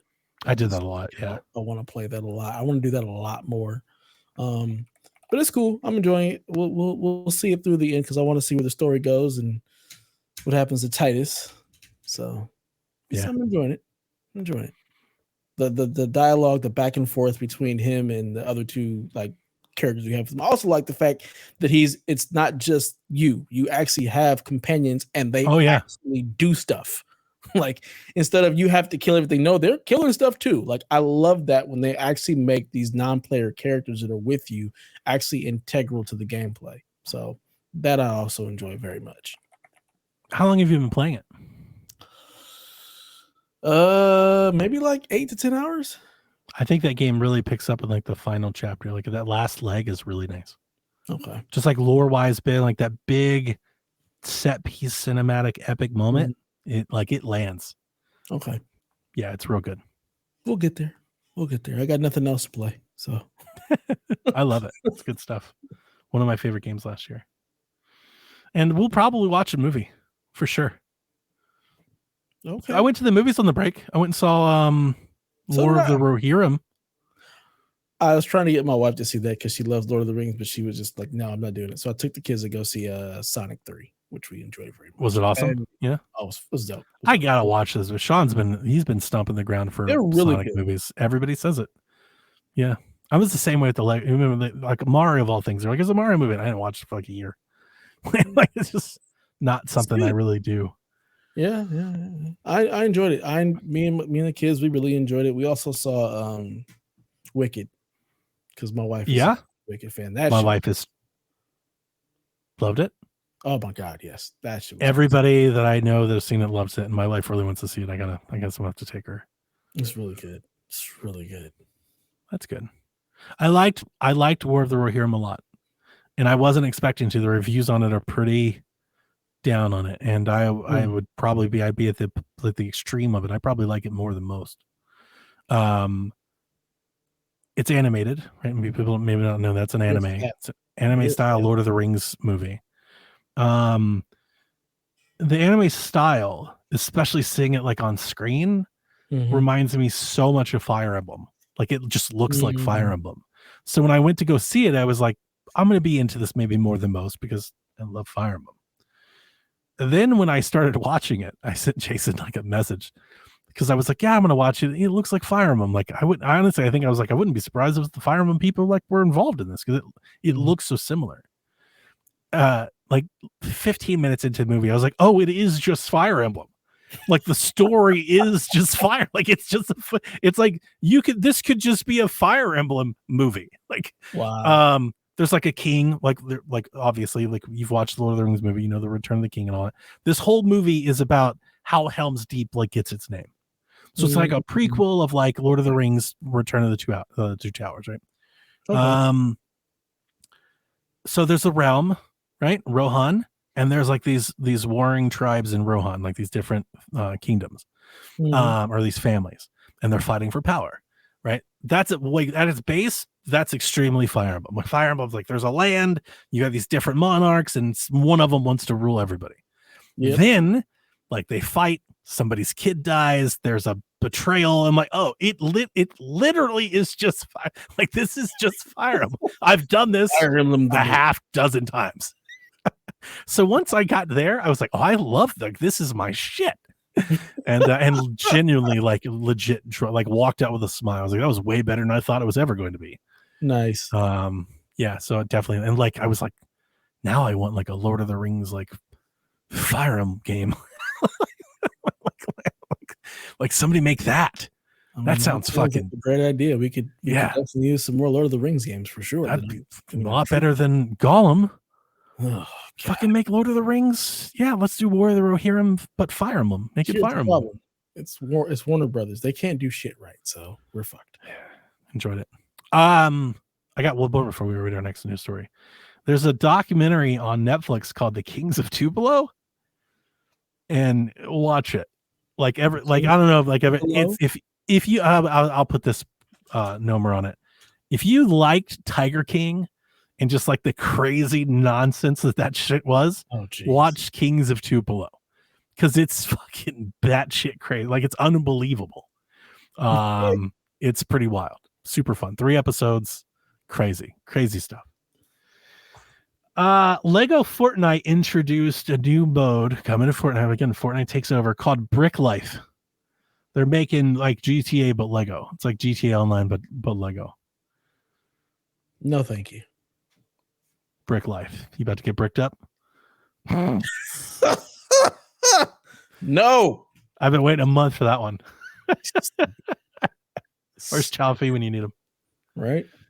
Knockoff was announced. I have this in here specifically for Delvin. He's not even here. This is a fighting game where you play as characters that remind you of like your childhood toy box. It's like these 90s aesthetic. You get to play as like a character that looks very much like He-Man. And it's like, what if you're, like when you were a kid and you were playing with these action figures, you'd make them fight like who's going to win. This is that, but the fighting game. And that looks pretty cool. It's like I could see a video game. Yeah, I could see a lot of PSVGers being into that. Like this I'm like, Josh would maybe love this. You would probably like Delvin's probably, this is probably down a lot of people's alley. Kevin could probably get into something like that. Well, this is Speaking of secret level, a new Pac-Man game has been announced, a reboot called Shadow Labyrinth, based off the new Pac-Man episode in Secret Level. This game trailer was what led me to watch the show. Interesting. I watched this with Jack. I was like, I don't know what the fuck I just watched. Like, I don't know what the hell this was. But when I saw that game trailer, I was like, I'm interested because it's Pac-Man and it's very dark. I bought the game. I pre-ordered the game. I 100% expect not to like it, because based on the Secret Level episode and what they showed, it's going to be like a rogue, hard as hell, repeat and die, get better. And like, this is not my shit, but I'm going to try it anyway. It's also not like very expensive. It's a cheap ass game. So it makes me think of like Returnal. Yeah, for sure. But I like the idea of like, let's spin Pac-Man in a completely different. I'm here for that. That's kind of why I bought it. So, I'm going to try it. Yeah, it's probably going to be really hard. Yeah, it looks like it'll be very difficult. Yeah, it's only $20. I can see you playing it and getting towards the end like Metroid Dread and being like, I'm done. I'm done. I've had enough. I'll throw in the towel. Throw the damn towel. Did you get it on Switch? I did, of course. Yeah, of course. I like if I can buy it on Switch, that's where I'm going to buy it. Especially if I can buy it physically, which I did. Witcher 4 was revealed. This is like one of the big announcements from the Game Awards. The thing that the trailer showed is you now play as a grown-up Siri, which the internet lost their minds about. It was a very like CG driven trailer. It looked amazing, but like how much of it was gameplay or not? Like, running on unnamed NVIDIA hardware. When are we ever playing that game? Who the hell knows? It's CD Projekt Red. It was announced for the PS5 and Xbox, so we'll probably be playing it on the next version of whatever the consoles are. Knowing CD Projekt Red. Yes, and the internet was big mad, even though if you played The Witcher, you knew this is exactly where it was going. Yeah, the internet does what the internet does. Everybody's mad all the time. This is very true. Looks cool. I'd play it whenever it comes out. Did you play Witcher 3? I tried, and I just couldn't. I just couldn't get into it. But you give me a female protagonist, I'm much more likely to actually enjoy it. To be perfectly honest, Geralt he just seems so boring. Like he just. So we'll see. Elden Ring Night Rain was announced. It's Elden Ring but multiplayer. So you and your friends can go Elden Ring together. Like Elden Ring but multiplayer, is that just Monster Hunter? Well, not quite, because Elden Ring is multiplayer. Like the regular Elden Ring, you don't have to play by yourself. So maybe I just that's what I just read is all I wrote down. So maybe I screwed this up. So it's basically it's a roguelike. It's a roguelike multiplayer. Oh shit! Yeah, I had no idea. So the levels change, things are different. You bring somebody in, and it's kind of like a not necessarily a rush mode or a boss mode, but it's way more like big boss fights, and you're progressing that way with friends. I think it's up to. I didn't watch the show, so this is all just things I saw on tweets or websites, and I didn't. You can tell, Dev can tell because he sees the notes. I didn't put much thought into it. It's literally just I've got little descriptions of everything. With multiplayer. Yeah, I have two friends who are big into Elden Ring, and they always play together, so they're very excited about this. I was like, have fun. I want no parts of it. No, thank you. Y'all can have this shit. Final Fantasy VII and Last of Us 2 got PC release dates. I didn't write what those were, but apparently they're coming PC soon. Yeah, specifically for Rob 3000, he can finally play Final Fantasy VII on his beloved PC. I thought Final Fantasy VII was already on PC. Is it not? Not the Rebirth. The second part was not. The sequel. Okay, I got you. Which is why Rob bought his PS5 Pro, because he really wanted to play the second part, and then not to let everybody. We didn't even talk about it until I sold my PS5. That thing was but like a long time ago, like the day after our last pie, like a long time ago though. Like it's been a month or more. I'm surprised it lasted as long as it did. I made a killing off the disk drive. Of course you did. I got in like it seemed like they just like I sold it right before the restocks came. So like a lot. Like I was like, nice. Yo, this is pretty sweet. Yeah. So Outer Worlds 2 was announced with a 2025 release update. Yeah. So people are very excited for that game. And then coming to PlayStation. Of course it is. Yeah, of course. Everything's Xbox. Everything's coming to PlayStation. Split Fiction is the new game from the developers that does It Takes Two, and it's coming in March. Yeah, I'm kind of excited for that. I think that's something that me and my daughter will be able to play and enjoy together. So, kind of looking. I didn't know your daughter played games. Does she? She plays well with you? She games. Nice. I mean, my daughter is me. Me and her are very, very similar. Where my son is much more like my wife. So the things that I know that I like when it comes to gaming and sci-fi and fantasy, my daughter pretty much likes the same stuff. So this is something that I think that we'll be able to play together. She's been playing Hue.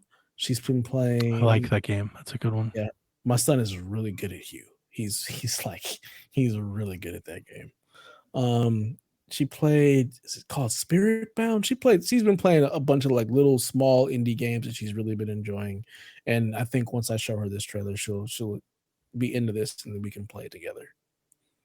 So very cool. John 32 gives us a really good update. Apparently in the Elden Ring game, you can only play solo or with 3 people. So your 2 friends are going to need to find a third. Good for them. I don't give a fuck. And Dev said, find it somewhere else. Yeah. Look, buddies, I want no parts of that. No, thank you. I saw Elden Ring. There's like this boss that you fight in like a world of lava where it's like shooting flames and like the whole screen lights up, and I saw that and I was like, absolutely, like I've seen people fight it. Like I saw a YouTube video of like how to do it, and I still don't understand like how they're not just dead. Like I'm like, it looks like they got hit to me. Like I don't know how that worked. It's just not my gig. Yeah. Yeah, I'm good. I have no. Like I've never claimed to be good, but even then, I'm like, I definitely suck too much for that. Yeah, I could be good. I have no problem with it. I just have no desire for like the aesthetic of Elden Ring. That's my biggest thing. Elden Ring and like Dark Souls, just the aesthetic. That's not a world I want to play in. You talk about old school looking, like that's definitely like last gen. Yeah, it's definitely got like that Dynasty Warriors kind of like a thing going on. That's why I think when Switch 2 gets announced, I suspect that Elden Ring might be one of like the third party like impossible games that are announced for it. And I keep thinking of games like everybody's thinking of like new games, and not just new games, but I think they're thinking of like popular games. So I've seen like a lot of people who are thinking like Outlaws or like Jedi Survivor, and like I don't think those are bad, but where my head goes to are like extremely well optimized games that already run well on like scalable games. I think Cyberpunk, like people are like, not Cyberpunk, but Cyberpunk is like remarkably scalable. You can really go low on Cyberpunk and get a lot out of it. So I'm thinking of games like that, like Elden Ring fits. Indiana Jones. Yeah. That game runs ridiculously well. I think they may be able to pull that off on Switch 2 as well, because they optimized the hell out of it. Like it just that's an interesting well. It's an interesting Switch 2 idea. If that happens, I'm gonna make sure all the Shack folks here, I'm gonna give you all the credit for that one, because that's one I haven't heard yet. So that's nice. But yeah, that's kind of where my mind goes. I'm thinking of these sorts of games that I'm like, nah, those big games, but like they can probably flex down. You know. Borderlands 4 is coming out this year. I'm not interested. Yeah. Like should have invited Haley, maybe. That's something. Get excited. I have 3 and I just never played it. I have 3 on PS5, PS4, and PC in like 2 different areas, and I'm just like, nothing about this game makes you want to turn it on. Borderlands is the game that like I wouldn't say that I wish I was more into, because the design of the game is why I'm not into it. I wish Borderlands would make a Borderlands game that I'm into. Like I would love a single player like linear campaign in the style of like I love the art. Like I love the it's not cel shaded, but like that. What is that style? It's cel shaded. Okay, like that, because I always call it like that comic-y look. The Borderlands 1 and 2 are cel shaded. Cartoony cel shaded. Like it's a different font. Like it's not Wind Waker cel shaded. It's no. Borderlands cel shaded. Like it's its own thing. It looks like the Telltale games. Like it looks like a comic book in action. Yeah, the people have the hard etching outlines and so it looks drawn. I love the style, like the look. I love. It's just the lootership. I'm like, you lose me at that. You know, so it's like just do Doom, but that. What is it that you don't like about that? Just the fact that you're constantly getting new guns? Just collecting all, like having to do all of the stuff and all that. Like that's not why I would want to play something. I want to play for the story and stuff. There's not a whole lot you have to do with the guns. You get better, stronger versions of the same damn gun. Like it's not. I thought that was like the whole point. That's why people play. It's like that whole progression loop. You're just upgrading the new things. I don't give a shit about the loot. Like so Borderlands 2, I love. I thought it was maybe I'm misinformed. I thought it was one of those games where people are like Diablo. It's like you don't play it for the story. You play it to do this. So those stupid people, I have friends like that who are just like, I'm just trying. That's all I've ever heard. Yeah. So I have 2 sets of friends. I have the friends that are like me who understand that there's actually a story there and the shit is hilarious and fun. And then I have the min-max crew who are like, I'm just trying to run this thing over and over again to get. That's all I've ever heard. And I'm like, I'm not doing none of that. So we won't be playing together. I'm going to go over here. We're going to finish the campaign because Jack is hilarious and we want to finish the game. I don't really need this ridiculous gun because quite honestly, I'm going to get a better gun the more I play and just be able to be fine and murder things. It's not that serious. Maybe I should give it a look. I've never really played it. I would check out Borderlands 2. The story is hilarious. You don't need to play with people at all. I've played pretty much the entirety of both games by myself. So you don't need people. In fact, when you add people in, it just makes the game harder. But you don't need to play with a squad, and you're just gonna keep getting like different versions of like the same gun. Like this one may have fire, or this one may have poison, or whatnot. But it's a machine gun. It's a handgun. So you find the type of gun that you'd like to use, and just always use the better version. Just keep using that. Okay. Yeah. That's some advice I've never.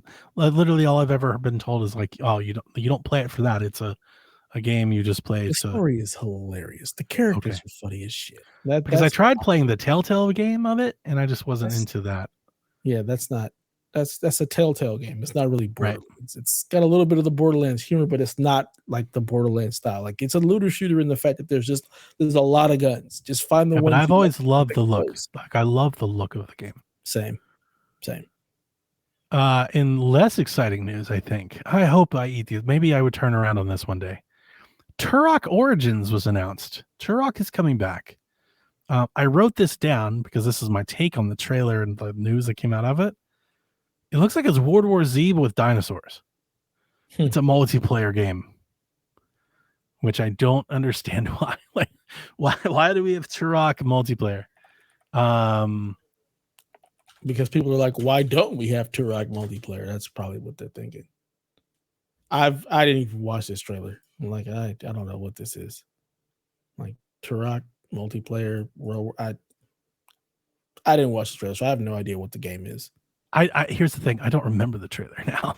Like now I don't. So so the reason I wrote World War Z is it's Saber Interactive. It is the World War Z people. And the trailer looked like that. Like looks visually, it looked fine. But like they showed like multiple people together, like fighting together. And it was all CG, but it was like the vibe was like, oh, is this like this is a multiplayer? It's World War Z. Like if you ever played, it looked like World War Z, but instead of zombies, it's dinosaurs. And there was something else about it that I don't remember now because it was like was it a month ago? But whatever it was, there was other things about it. It wasn't. So for me, and it might just be, because I'm a person of a place and time. Turok to me, when you say Donnie, what makes you love Turok? I wouldn't say like just the character Turok and dinosaurs. I would say an open world shooter game with platforming challenges and like mystery. You're finding keys, you're unlocking portals. You're like, it was but not like frantic shooting all the time. Like it's more of like a methodical thinking man. Like game. That's what I'm thinking about. Just like all the puzzles. It's an adventure game. It plays like that. It's like Doom, but Zelda. It's kind of like those things kind of mashed together. So when you're like World War Z, we're just gonna throw dinosaurs at you and your friends and you shoot them all. It's like that is not. That is the antithesis of what I think about when I think of Turok. So when I look at it, it doesn't have to be with people. You can play it single, and it looks like it's a story. So like you're going through trying to figure out what the hell's going on. So it looks like there's more story to it than not. So you're muted. Because Jack just walked in. That was not my impression from the trailer. So maybe I just took the wrong impression from the trailer. They also probably could have done a better job explaining that it's more than that. Yeah. Let's see here.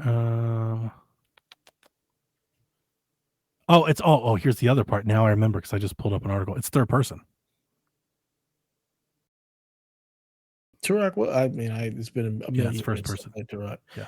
I don't know. I feel like for something like this, I feel like I want third person. I think I just enjoy third person when there's this type of melee combat along with the bow. Like I just want that in third person. I think that's my thing. I don't want that in first person. So I guess maybe from playing, I see dinos, and I'm also thinking Horizon in the third person aspect of that, and that just maybe that's what they're kind of going for. So it says new co-op Turok game, and the fact that it's from the World War Z people, like I think you can play World War Z by yourself. Like I have no idea. I wouldn't. Like it's not made for that. It's not made to do that. It's made to be a co-op game. Yeah, this one just says embark on a high stakes adventure solo or with friends to unlock them. So I have Game Rant article. It says Saber Interactive revealed Turok Origins of the Game Awards, a brand new co-op multiplayer adventure in the franchise. Yeah, I'm reading the Steam page. It says Turok Origins returns with the fast-paced shooter roots, this time with a solo and cooperative multiplayer twist. So again, you can play World War Z by yourself. It's possible. But like, is that Turok? I mean, you're the Turok Warriors, so sure.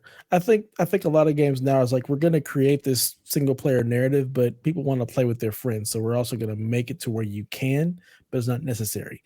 And I'm glad that it's not the same character like Anthem and its failure of you're all the same fucking person. That makes zero sense. Sure. At least this, you've got two other characters that are there that you can have. And like, we have no idea like how long away it is. I imagine it's not anytime soon. Maybe it wins us over the next time we see it. But just my first thought when you pitch this to me and you say it's third person multiplayer Turok, even if you say you can play it solo, if I imagine, let's take World War Z, for example, it's a third person, 3 people. That would drastically change how I play a game like Turok 2. Mm-hmm. Because Turok, I like walking around, jumping all the things, trying to find secrets, trying to open doors. You can't do that 3 people. You just go in your own different direction. The hell you can't. The Turok levels are massive. You would just go and completely, you would lose each other. So? I mean, I guess you say, so I've never played a game where I've done that with people. So I have. Like, that's how I played Destiny. That's how I've played like Division. Like, we all are just like all over the map, and we're all trying to figure out talking to each other where things are happening. Yeah. Or I just ignore everybody and just do my own thing, because that's you can see how little multiplayer. Because I'm like, what's the point in that?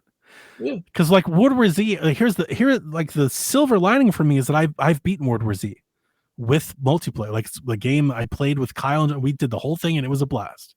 So like I told them, I was like, if this is that, if it's just like, let's get the band back. I'm here to play Turok with you guys. Like we'll play through it and we'll have fun, I'm sure, but it's just not the Turok. I would be more excited if it was like we're making Turok 4.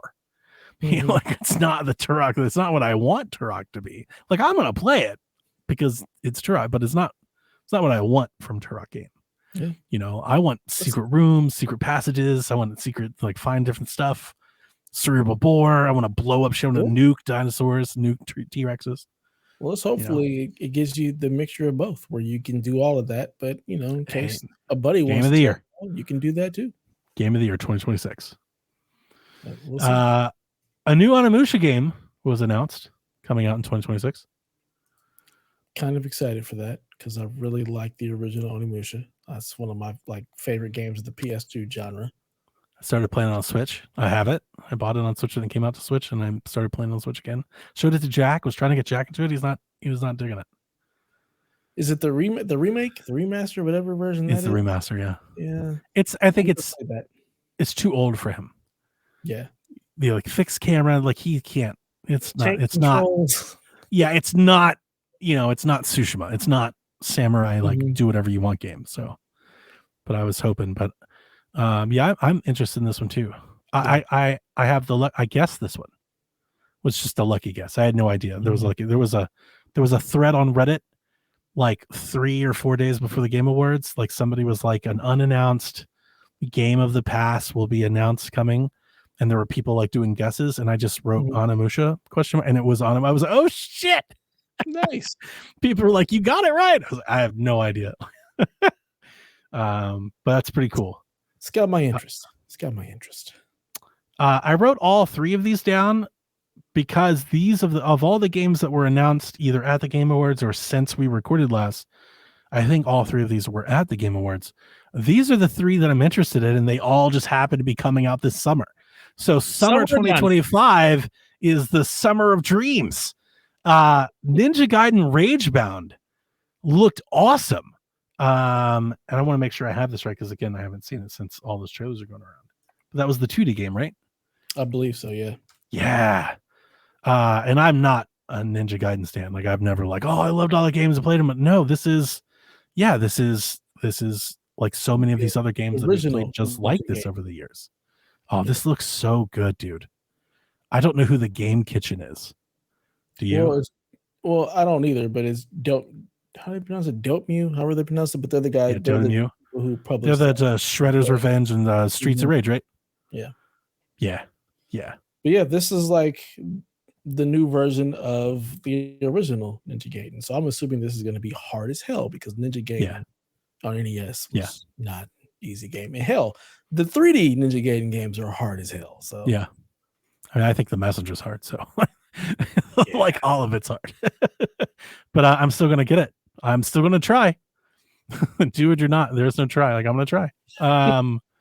The other games that were shown were Dying Light the Beast, which I haven't like sat down and done a list or anything, but like is probably like my most anticipated game of the year, or at least it is up there. It's one of them. I don't know what Switch is doing right now and whatnot and all that, but like right now when I'm thinking this coming year, it's like at the forefront of my brain is like this Dying Light game looks dope. So, and then the other was Mafia. Apparently all coming this summer. I expect one of them will get delayed. Yeah. I mean, maybe not. Because quite honestly, Grand Theft Auto is coming out. Get out in front of it. Just try to beat Grand Theft Auto to the punch. Yeah.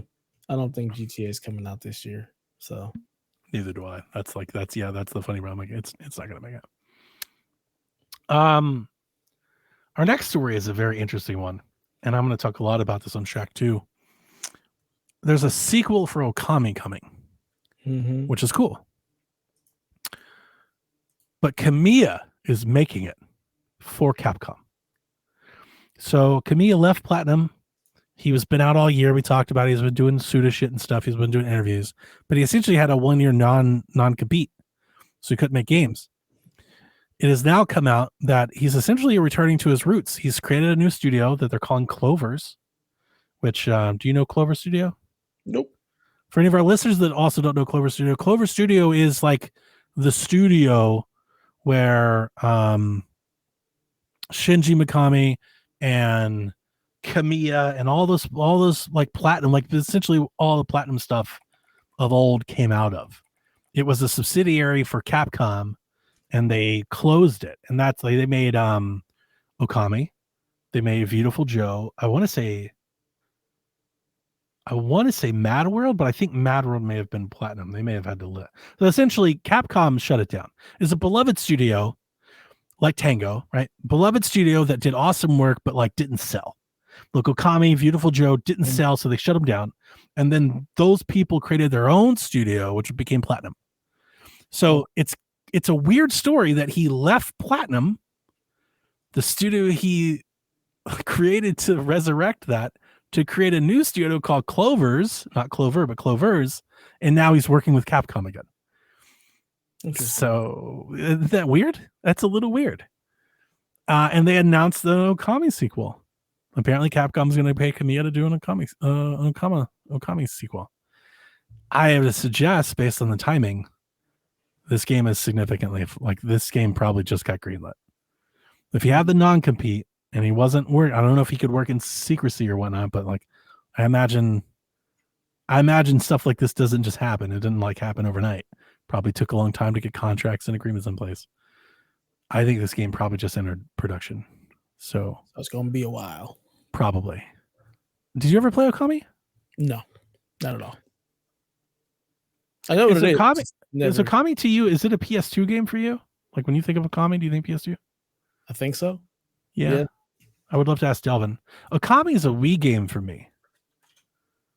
Like I knew it was on PS2, but like I never gave it any consideration to like the Wii. And here's the crazy thing. I have the HD remaster. I loved Okami on Wii. When I played it the first time, I loved it. It's a very like Zelda-like game, but it has like motion controls, like gesture controls, maybe is a better way of putting it. Not motion, like move the controller, but like gesture, like swirl the stick and stuff. I don't like those as much. And the reason that I've learned I don't like those as much is because I love them on the Wii. I like motion controls more than gesture. Like it's like you never played like the Wonderful 101, did you? Nope. The Wonderful 101 does the same shit. So the Wonderful 101, I think it's on PlayStation now. I think they ported everything. It's a platinum game where you play as like these little bands of like superheroes that like kind of they party up in like 20 or 30. And essentially what you do is you draw a gesture with the stick. So you draw like a line and it makes like a sword. You draw like an angle and it makes a gun. You draw like a circle and they circle around everybody. And like, so it was a Wii U game. So on the Wii U tablet, you draw with the stylus on the screen. That works. It works. On a controller, you do it with the thumbs. You have to like hold the trigger and then do it and I hate that.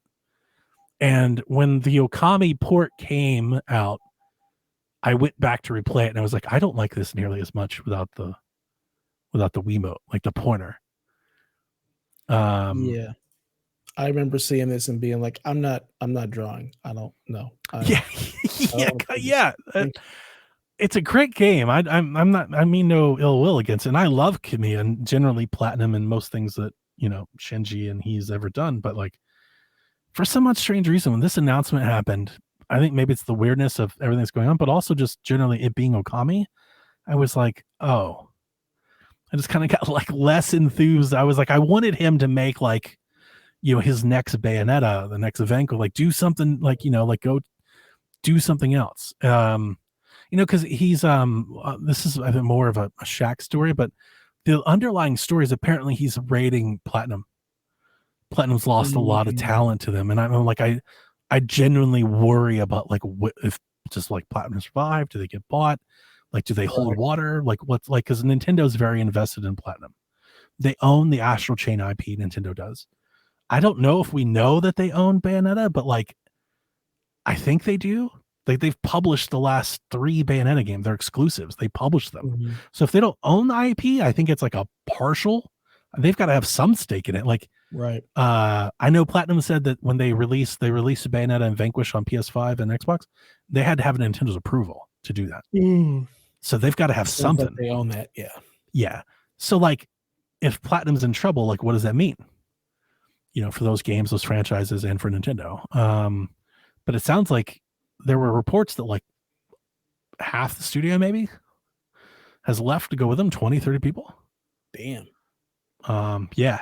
So it's a weird story that I'll keep following as much as social media. Like, and I don't want to like the Chicken Little. People were very quick to point out that like sometimes change is good. Sometimes an exodus is good.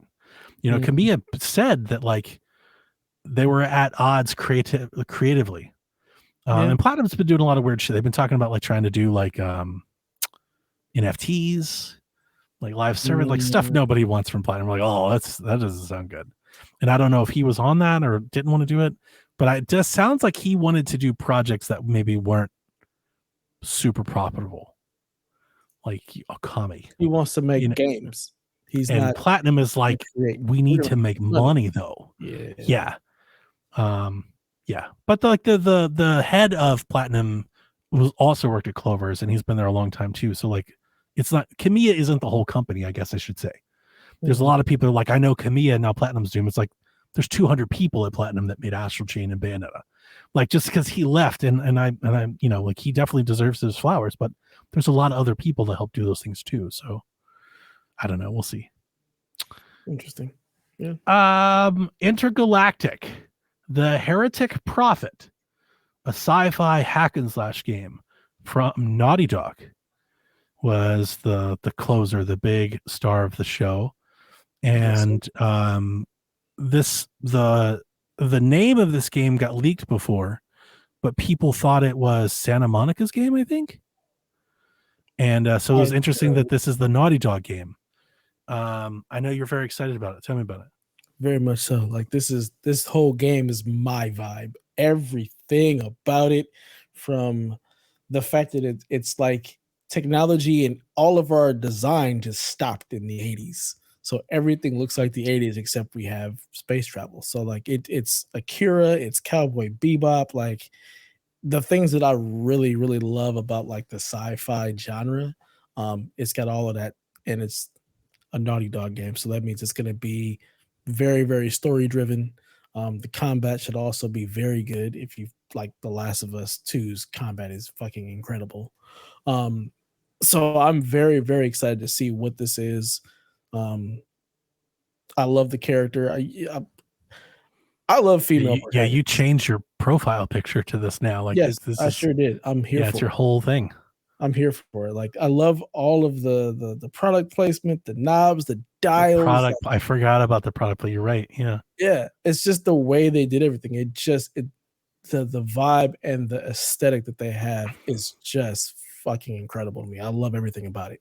I have one pointed question I want to ask you about it, but before I at least want you to address, I wouldn't say criticism, but there was definitely some discussion the game was announced of like, especially after Concord, what happened with Concord and people referencing the Guardians thing. This is kind of in that chic. Although, I mean, I definitely understand that they're all different and they all have their own thing, but this is kind of in that trend. It's like a trendy thing of doing like this retro modern thing, right? Like it's old, but it's new. And I definitely think this counts. I think all of those count. Like Guardians of the Galaxy does that. Concord did that. And this is their take on that.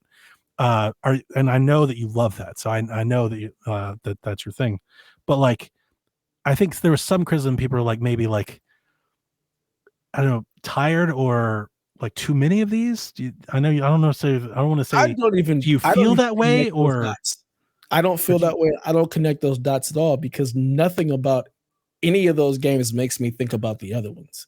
Like right now that I agree with you. I realize that they're all different. They all have their own. I see Guardians of the Galaxy, like it doesn't make me think any. Like I don't see Concord and think any. They don't even just that. I don't have the right word. It's that like nostalgic futurism. I don't even get that from Guardians of the Galaxy or Concord. Oh, for sure. All the music is all that. The cassette tape and the headphones. The music, yes, you're in space and it's sci-fi. Like that's the whole. But for me, that's only because Peter Quill was taken from Earth at that period. So that's the music he listens to tie to his mom. Well, that's the explanation of it. But I'm talking about the nothing vibe. About that for me. The vibe of it. That to me isn't the vibe of Guardians at all. Like I don't. That is to me. That's a totally separate thing. That is just Peter Quill. But the rest of it. It doesn't even make me think that it does. That's not the vibe or the thought that I get from it at all. That is just Peter Quill because that's the title of his mom.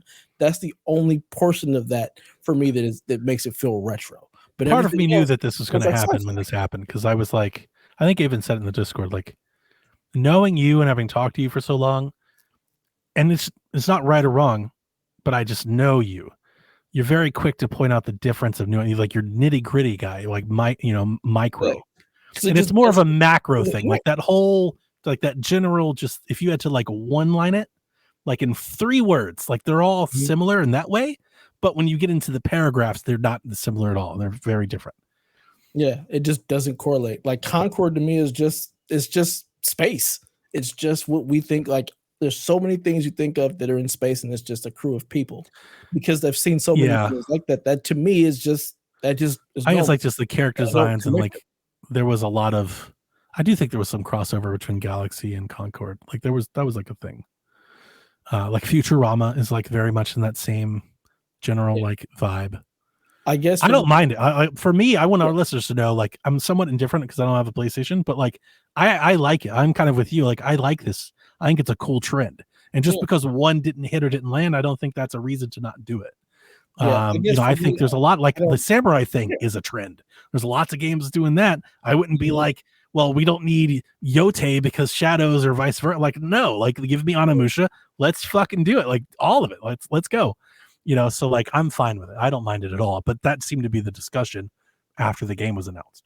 Yeah, I didn't. And this is another reason why I just stay to myself because I don't care what other people are saying. I don't really. Sure.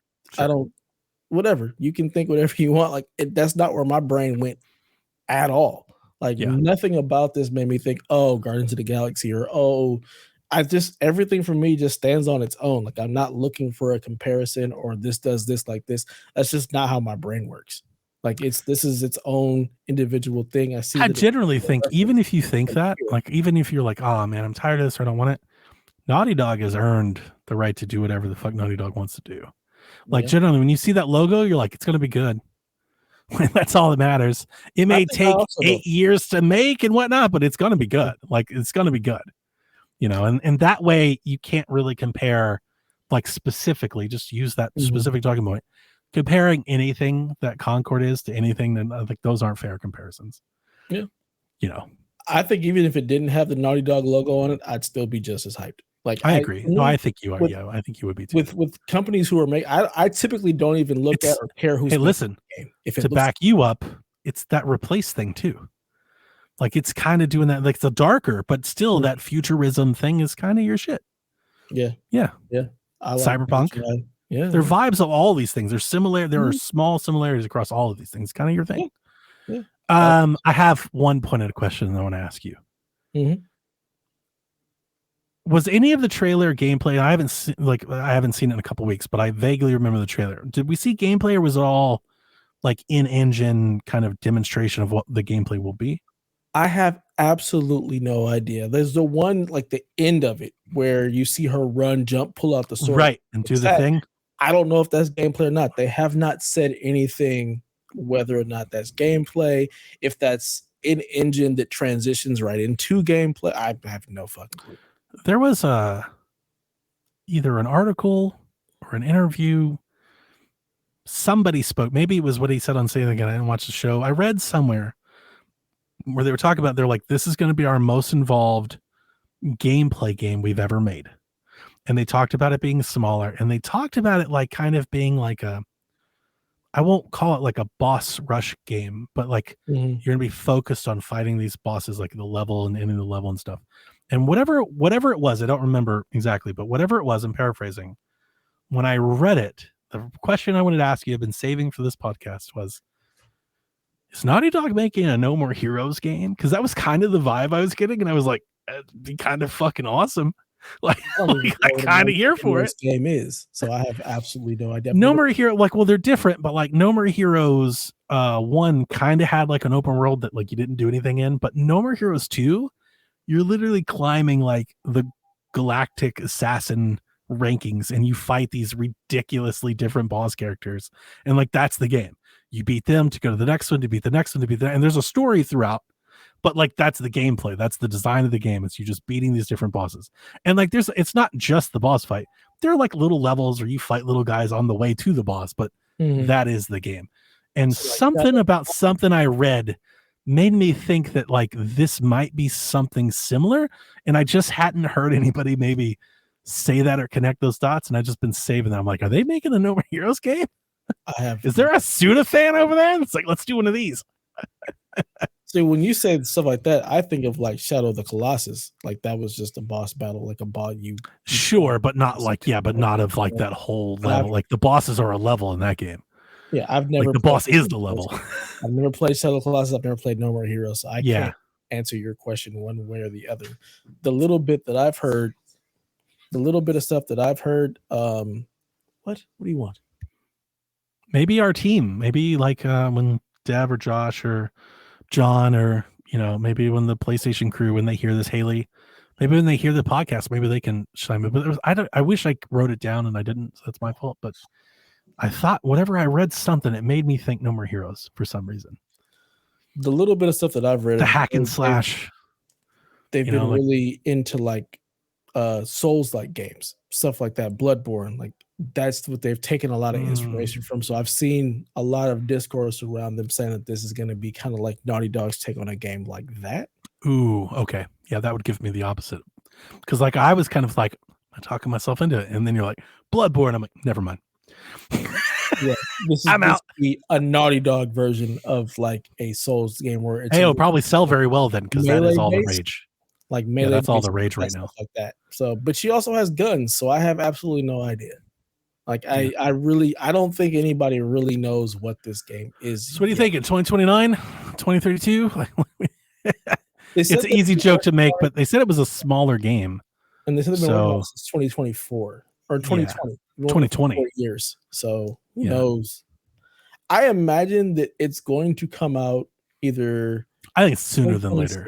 Yeah, I think sooner than later as well. Yeah. I want to say if it's not the end of this year, it'll be like mid 2026. I want to say the whole idea of maybe doing like a smaller spinoff, not like obviously because they were working on before Factions, but probably after Factions. Like we got to get something out the door. Maybe. Like we can't, like before we do Last of Us 3 or whatever, we got to get something on the door. So I'm thinking, they've been working on it for a while and they've wanted to talk about it. They just haven't been. They've been waiting for Sony to tell them that they can actually announce it, but they've been like. And Sony's probably thinking, when you're waiting on you to be 100% sure that it's going to make it to market before we announce it. Yeah. So we don't run into past stuff. But I was thinking 2026 too, maybe 2027. Yeah, I'm hoping it is the third-person action-adventure game a la Naughty Dog. Like, I want it to have guns. I want it to have good melee combat. I don't think it's going to be. It sounds like they want to make something different. Based on the character... That interview I got it sounded like they wanted to branch out of their norm. I think that the combat's going to be definitely more involved, which is what I want. I want the combat to be a little bit more in I want there to be more depth. I don't want it to be Uncharted. I'm tired of that gameplay. I want it to be more like The Last of Us, where there is more depth to the combat. You have more options as far as weaponry and things of that nature. So I'm hoping that you're going to give me some of that. The fact that she's got guns and a sword, like, give me a little bit more varied gameplay when it comes to the combat. Like, that's and it looks like you're only going to be on that one world. So it doesn't look like you're going to be going to a bunch of different places. You're stuck on that planet, and the whole idea is trying to get off that planet. 40-hour, 3 HBO series epic. Yeah, I'm here for it. Last of Us 2. I mean, I think one thing that's really worth pointing out, whether, like, when you talk about the time of the game and maybe how different it's going to be from The Last of Us or Uncharted, it's a different Naughty Dog. Yeah. There's a lot of talk about after Last of Us 2, like the turnover that they had and how much talent has gone to other studios and has left, and they've had to rehire and new stuff. So, like, it's like all things, seasons, right? Like, it's a different Naughty Dog. They still have all that tech, I'm sure. So I'm not saying it's the end of that stuff, but I'm not surprised to see them being like, we want to make something that's not what you think we're making. Yeah. Yeah. I'm here for it. I'm sign me up.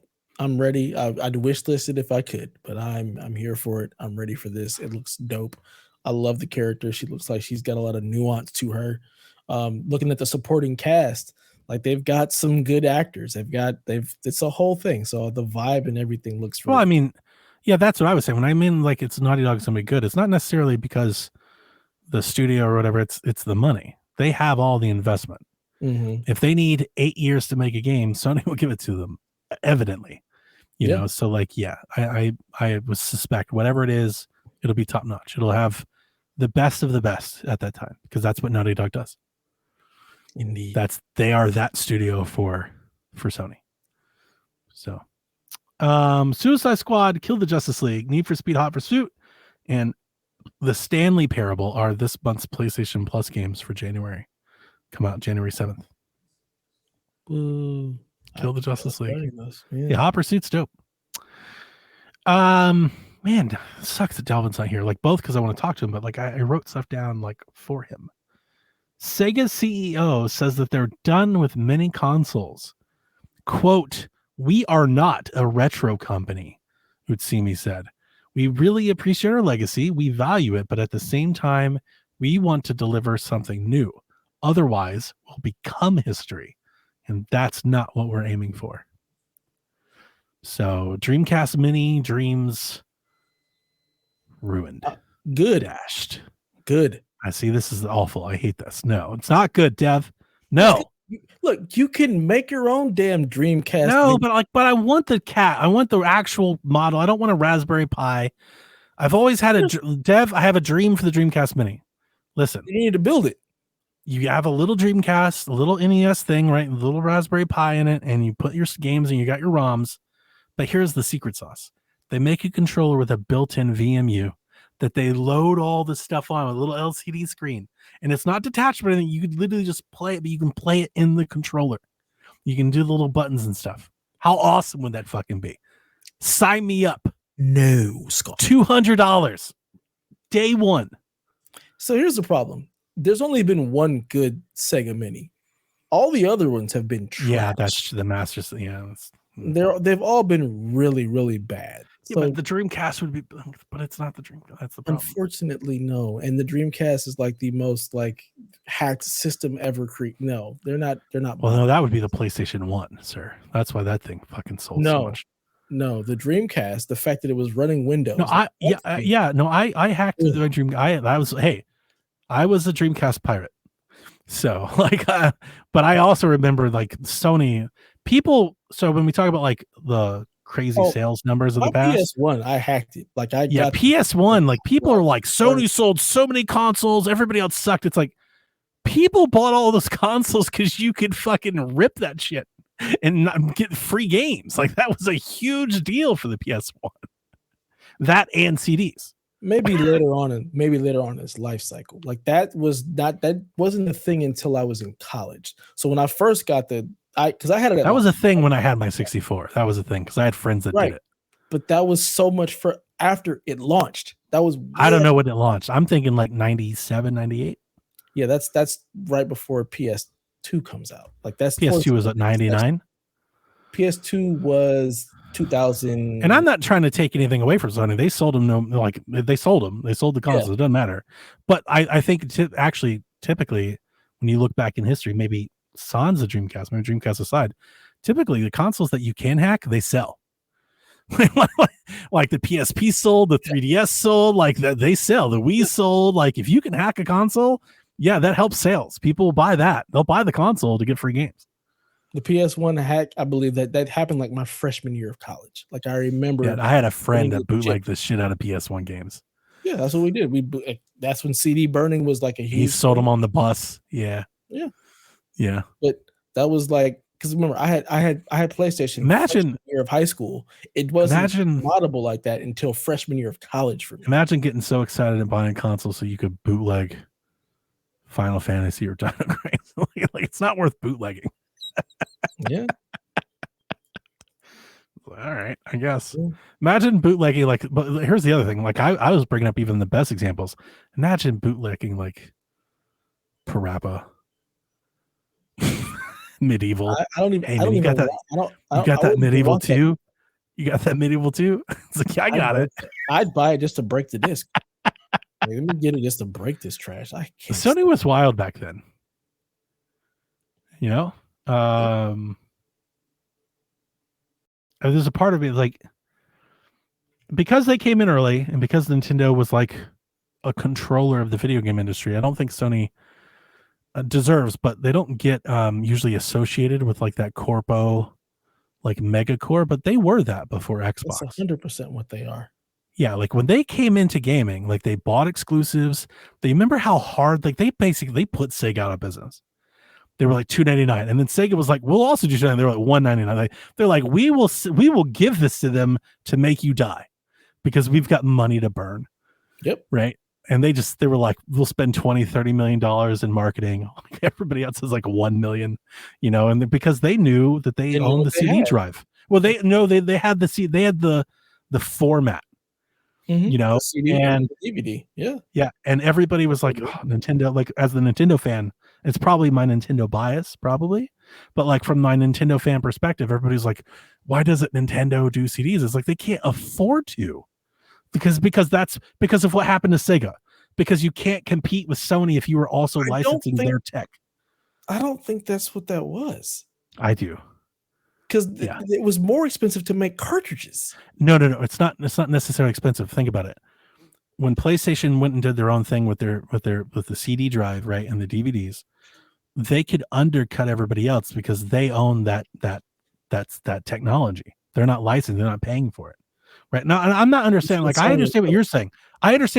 You're right. 100%. Cartridge was more expensive to make than a CD. But the problem is you can't compete with Sony if you're also paying Sony for the tech to compete with Sony. That's the point. And that's what like killed the Saturn. Like, that's the thing. You can't do that. You can't do both. You either have to partner with Sony, but you can't do both. See, you're going into some ways that I don't even pay attention to. Sega had no fucking games I wanted to play, so it died. There was no games. Well, a big part of it why it died. Well, you're right. Well, here that's the other part. Sony also bought it. Like they've had the same business model forever. They bought all the exclusives. They went to everybody and they're like, yeah, we'll just pay you to do that here. They bought all the exclusives and everybody can make games for that. So that's a part of it. But a big part of it was the price. Why would you buy a Saturn for $100 more than you can buy a PlayStation? It's got more games, it's cheaper. But it was cheaper because they sold it at a loss because they could afford to sell. Like the thing that people had clamor about Microsoft. I don't want $1 trillion company coming and running. You remember when they were buying Call of Duty? Like they can't compete. Like that literally was like how Sony entered the market. That's basically Which was how a they showed up. conjunction that I never understood. I'm like, They just didn't. The only difference is they didn't just buy outright. They're like, we're not going to buy Square Enix, SquareSoft. We're just gonna, we're just gonna, we'll just make everything exclusive. Yeah. But in reality, like to the customer, it's no different. Like it's all exclusive. You might as well have bought them, you know. But you're right, the cartridge. But also to give you some feel, I'm not trying to. I didn't even mean to go down this path. I'm even kind of drunk. Whatever.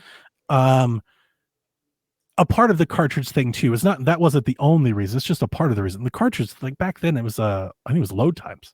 Nintendo's always been really weird with load times. They were like, yeah, we don't like the CDs because the buffer and they take the load screen. Like the 64, you play Zelda and you have no load screens.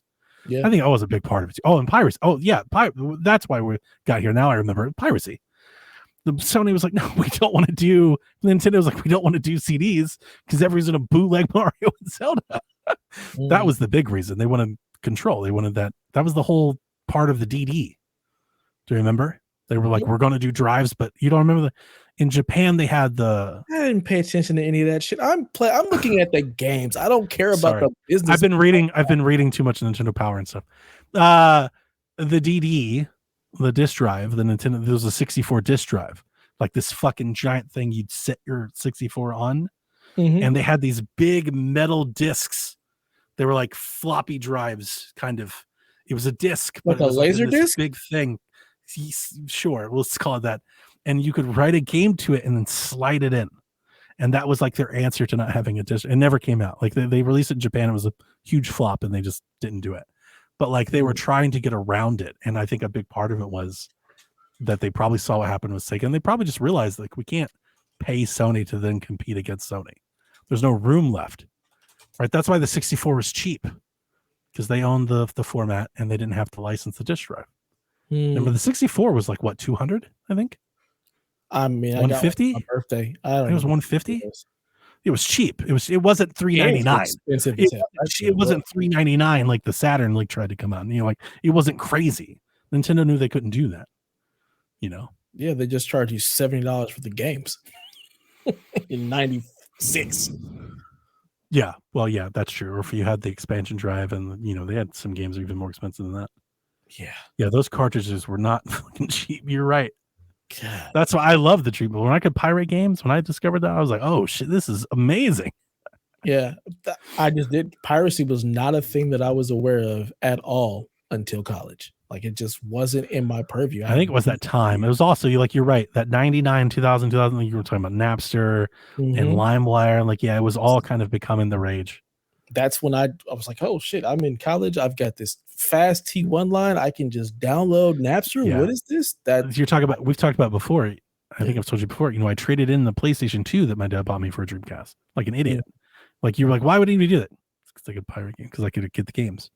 Yeah. I couldn't afford games. I couldn't buy games. Right? I had like one game, but on Dreamcast I could have 100 games. Yeah, piracy. I played all the games. Steph. I had a friend. He burned me stuff. $5 a pop. Yeah, we did that. Like I had one friend who had a CD-ROM driver. Like, look, we're gonna download. He made me CDs. He made me games. Yeah. Yep. We sold them $5. We'll give you 4 for $15. I was like, fuck GameStop, fuck EB Games. Or we had I was doing Comp USA at the time. That was like my place.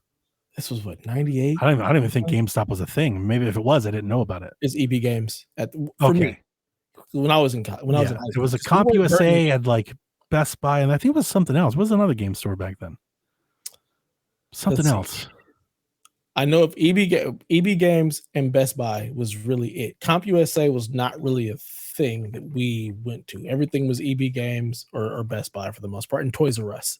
Like that's where you bought games. Yeah, we had a Comp USA. That's where I bought all my used shit. Yeah, they had like bargain bans and stuff. We have a Comp USA. I didn't find Comp USA until later in life, and that's only because I worked at Best Buy across the street from a Comp USA. I had never even heard of one until then. Before you went to the mall, you went to electronics boutique, you went to Best Buy, Toys R Us. But GameStop was like my GameCube generations when I think I came across GameStop. Yeah, because that's when they changed from EB to GameStop. At least out here, there was no GameStop. It was just EB, and then eventually they became GameStop. Yeah, piracy is that's cool stuff. That's like, hey man, I know you're not into it, but like 3DSs, they've went ballistic since since the whole modular 3DS became a thing. Mm-hmm. Like when the Switch launched, 3DSs were like $100, like all of them. Like the special editions, $150, you could get one, no problem, right? And then the Switch comes out, the 3DS ends, people sell them, trade them in, whatever. And then like the modding thing really gets going on YouTube. And now, dude, like Sean sold 2 or 3 3DSs for like $2,000. What? Like 15? Yeah, and yeah, like if you have like a Legend of Zelda like 2DS or a Majora 3, they're like $1,000 new in box. That's crazy. Isn't that crazy? It's nuts. Even like basic, bland stock 3DS XLs or 2DS, they're like $300. That's absurd. All of that hardware has appreciated because of piracy. When you can hack shit, people are like, yeah, I love that. You know, they'll buy it. That's when the people come out of the woodworks for that. It's just, I think it may be just a generational divide because like you and like Garrett and everybody in that era, like all of y'all are big into the piracy thing. Like nobody I talk to even pay any attention to any of the piracy at all. Like it's just not a thing. I mean, we ever think about. I guess you're right. I was gonna say I don't think I'm big into it, but I mean, I guess by your standards, I am. I mean, you guys like that's like a big thing. Like you guys like getting the retro handhelds, all the retro. Yeah. Like that's just not a thing that any of like my immediate friends in my age bracket outside of Delvin maybe that are even he's got a couple wavelength. Like and that's probably more his son doing it than anything. True. Yeah. Man, Delvin Jr. knows all about it. He's better at it than I am, I think. It's just, I like it, but yeah, I got to hack 3DS, got to hack Wii U. But here's the thing. Like my Wii U I love and my 3DS I love because they're hacked, but like if I turned them on and handed it to you, you wouldn't know. They look legit. Like it's the OS and everything's the same. Mm-hmm. I don't like when people hack it and they start putting like have you ever seen like the 360 hack with like the covers and like I hate that stuff. Mm-hmm. I don't want it to look different. I still want it to look OEM. Like put the games on there, but make it OEM. Like I don't want it to. If you're gonna alter it or change it, I'm not really interested anymore. Yeah, I think that's part of the reason why I have zero desire because I want it to be what it's supposed to be. And my Wii U is like you turn it on, all the games are there, but it's like I just bought them all digitally. Like it loads up and everything. Even my stuff that doesn't run on the Wii U, like my Wii U has 100 GameCube games on it. Their GameCube games never came to Wii U. But when you press them, like the boot screen, it's all Wii. Like it looks like it. You would know no different. And it even uses the gamepad. You can play off screen. You can play on the gamepad. You can switch it back to TV. It does the touch screen. Yeah, it does all the things. Nice. I wouldn't be interested if it didn't. I'd be like, nah, I want to leave it alone. But yeah, you're right. You're right. It is a new, like there is like the retro handheld craze. Like it is a thing now. Yeah, for sure. You guys definitely are big, and I'm just like I bought a new one. Over the break, I bought a new one. Of course you did. Some of that PS5 money I spent $50 on a little handheld. I'm waiting for it to come in the mail. I'm gonna play some Dreamcast games on it. It's just I can't. It just does not compute. I don't even understand it. It's fun. Okay, well, Sega, we've definitely lost the plot. I've not drank in a couple weeks, and you can tell. Like I'm definitely off my game. Sega said they're done with that shit. So wherever we went in the last what feels like 30 minutes, Sega said they're over it. No Dreamcast Mini for you suckers. Sorry. Yeah, they're done. But it's funny. All right, before we leave that, it's funny because he was like, "We're not a retro company," but didn't they just like last year? They were like, "We're making Streets of Rage." We're doing like they had all like those 5 Crazy Taxi. What's the other one? What's their Ninja Shinobi? Yeah, they're like those are all they're retro games, all old games, but they're taking their franchises into the new era. But are they? Because that Shinobi game just looked like Shinobi. Like it is modern, but it still looked like Shinobi. I can't even remember what it looked like. It looked like Way Forward was making a Shinobi game. Like it. It didn't look new. It looked you're just making the same thing versus making a newer version. Like Streets of Rage is still Streets of Rage, but at least it's a newer Streets of Rage. Sure, I guess. Yeah, you're right. I mean, to his point, they did just pull the Sega collection from everything. So there's that. Johnny and V arrived in Fortnite. Jack told me they're like $25. Fuck Fortnite. I'm ready for it to die. Somebody pull the goddamn plug on that shit. Well, it's not. It's definitely fucking not. All right, let's speed this up a bit. I wanted this to be a short show, already 2.5 hours. Let's move on. Mike Shapiro, the voice actor for the antagonist G-Man in Half-Life, made a post on X. This is notable because he's only had like 20 tweets on X in like 10 years. They're all about Half-Life. Every one of them. So like this is his first tweet on X since like Alex came out. Like he tweeted about Alex and then he stopped tweeting for years. So this is a thing. And you remember when TPR came out, I told him there are rumblings of Half-Life. I know when you say that, they're like, sure, whatever. This is a thing that's been happening all year. There's data mines, there's new assets, there's new guns.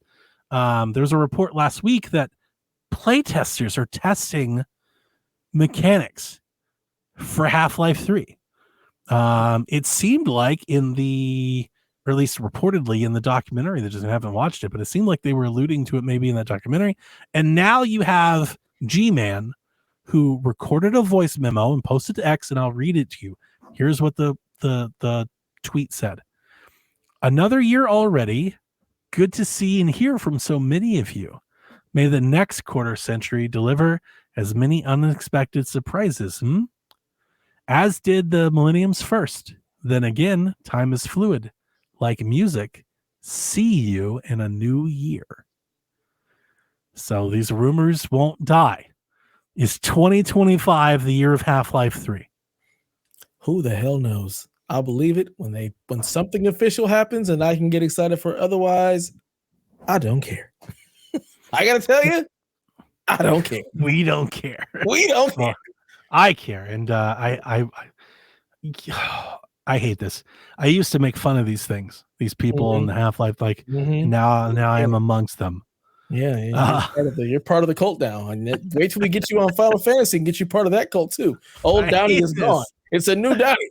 I hate this, but like oh man. So the other people that make fun of these, and I'm calling out Josh here because every time I post this, he's like, this isn't real. So they're jaded. They've been hurt by this, so they can't believe. I haven't been hurt by this yet. I want to believe the truth. I want to believe. I'm like, this is it. Like it's happening. It's real and it's happening. And am I about to have egg on my face because of this?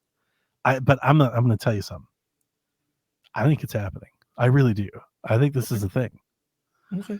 I don't know if it's happening this year and that, but like I think before we get new consoles, Dev, I think Half-Life 3 is announced. Half-Life. Okay. Yeah. That's cool. And maybe it's not 3.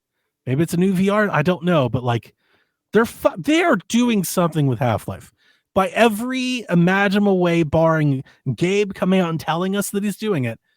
It appears they're doing something with it. I mean, the question is, are they not always doing something with Half-Life? Because that could also be the case. They're just always tinkering, always doing something. But they didn't do Half-Life. Was it Half-Life? Alex was like, it's like 15 years after Half-Life 2 or something like that. It was a long time. Yeah, but because they can. They can. Of course, yeah. Because we're over here buying buckets of games we don't even play. We're literally like, Valve, just keep taking our money for no reason.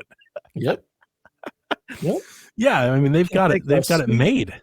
We can tease Half-Life 3 for as long as we want, and these suckers will keep eating that shit up. One thing we haven't talked about, because I don't think it came up before we took our break, but there were lots of I won't call them leaks, but like code names and data mines of like a new Steam device that has HDMI output that's not a portable, that most people are looking at and being like, is this a console? Like, is this a Steam machine? Is this a TV box? That's one way of getting it out there. That's one, like, hey, we've got this thing that's coming. You can get a Steam Deck, you can get a console, you get a PC. Half-Life 3. Dude. We'll see what happens. Dude. I'm not drinking any Kool-Aid. I'm not going down any rabbit holes until I have something official. If it's a suicide Kool-Aid, I'm about to lay down and die with everybody else because I'm drinking Kool-Aid. I'm drinking Kool-Aid. I'm not. Can't do it. I can't get my hopes up for something that there's no proof. I need proof of life. The tweet. This man hasn't tweeted since Alex at all. The thing. But it does. But here's the thing. Anybody can tweet. I can tweet something out right now. And if I tweet something about Half-Life 3, somebody might be like, uh-oh. Well, listen to me. Over the last 10 years, when he tweets, it means it's followed by something. That's fine. Again, until I have official, I need 2 forms of government ID. His grandmother sitting right there. Like, you are Chappelle. That shit's digital. That piss is digital. It could be anybody. Exactly. His grandma was there? Damn. Mm-hmm. That's what I need. I need that proof. My PC-ness will not allow me to answer the question. The Rude checks in. He says, I'll be back next week with over-unders from last year. Till then, Donnie, Delvin, what's your hype levels for the first Raw on Netflix? Dev, what's your hype levels for wrestling on Netflix? I mean, I keep seeing it pop up every time I turn on Netflix. So like Raw, I'm like, oh, let me see what's up. Oh, it's not here yet. Is it here now? Next Monday. That's the first show, the kickoff Monday. I don't have any hype levels. They're going to have CM Punk and Seth Rollins on that show. That doesn't mean shit to me because I don't know these people. They just had a promo like where they squared off on the mic, and it was epic. It was like all time good. It was great. On a scale of 1 to 10, the Rude, I'm at like an 8.8. Like I think this first episode of Raw on Netflix might be better than every pay-per-view they've had this year. I keep trying to get into wrestling and I just can't. I'm excited for this because I don't have cable. So I always watch wrestling based off YouTube clips, Blue Sky, like what I can find. I'm getting by, like I can't easily sit down and watch it. So I'm excited for Netflix now. I just turn it on and watch it. So also like on demand, now I can like skim through it and watch things I want to watch things I don't want to watch. Most weeks I'm not going to sit there for 3 hours and watch it. It's too much time. Right. But I can catch up in the segments that I do want to watch. For sure. I'm pretty sure JV is probably very excited because he watches all of that stuff. So I'm sure he's probably very excited he can just turn on Netflix and watch all of it. Yeah, I've had to let a lot of that go since we're strong style anymore. I don't have the time. I don't know how Delvin does either. Like, there's so much wrestling content. Raw is going to 3 hours. SmackDown is 3 hours. NXT is an hour. The AEW shows, I think, are 2 hours each. Like, if you watched every mainstream wrestling show, that's like 10 or 15 hours of programming a week. Just that. Does he watch anything else? I don't know. But it's a lot. It's a lot. Here's the thing. If you watched half of it every week, I still think it's a lot. Like, I couldn't give you 6 hours. That's 6 hours of my game time a week. I don't have that to give. That's why I don't like get into the shows and the stuff like you guys. Like that time comes from something else. Yeah, I'd much rather. I'm gonna watch my TV shows. Like I'm very much. I also don't play anywhere near as many games as you do. So I think that's the trade-off. Yeah, I don't want to sacrifice the game time.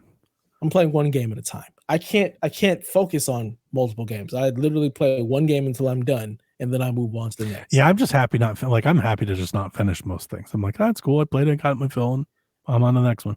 Oh, there's the games that I definitely will not finish, and then I never go back because if I try to go back, I don't remember what I was doing, and then I'm just not interested. Telling you, I'm in a chokehold right now playing Dragon. It was because I pulled all my Switch stuff out. I got all these cases, I got all these boxes, I got all these games. And I was like, oh shit, I have Dragon Quest Builders. I haven't played that game since like the Switch launched. And I put it in and I just started a new save and I was like, this shit is awesome. like I forget, like, why did I stop playing this? It's really fun. So yeah, I get it. Yeah. Sweet. All right. Questions. You got like 5 questions. So it's not that many. Kyle the Pug. There's a fuck you, Kyle the Pug from Delvin somewhere. He says, welcome back, PSVG gang. What is one game released last year in 2024 that you didn't get to play, would like to play this year? Call of Duty immediately comes to mind. Oh, yeah. I forgot that was a thing. Oh, I bought Funko Fusion. I saw that. Yet. I saw that. Yeah. I was like, oh. It was on, hang on. It was on, I want to say Hacker Alias to pull a Player One podcast out of my hat. I have a list of like PC game stores online. Have you ever heard of this store? It's called Kingwin, like penguin, but with a K. No, Kingwin. They sell Steam codes, and there was a sale for Funko Fusion for $12. It's like, yep. Never heard of that store in my life. I played the demo, and I like the demo. I know everybody hates the game, but I liked the demo, and I was like, I do want to play this. Why people hate it? It looked cool. Like once I actually saw what the game was, I was like, this looks pretty cool. I can get into it. It's a Lego game. It plays like a Lego game. It feels like a Lego game. But it's got, different characters on it, and it's Funko, so I enjoyed it. So I'm looking forward to playing it. But that and Call of Duty, I just never got back to it and didn't play it. I don't even know if I will. I want to, but I kind of want to, but it's, as you can tell, it's not a priority. Yeah. I played everything in 2024 that I wanted to play, so there's nothing that I can be like, I want to get to that this year. Nice. Nothing comes to mind. Haley wants to know, what are your biggest hopes for the year, be it personal, gaming, movies, or anything else?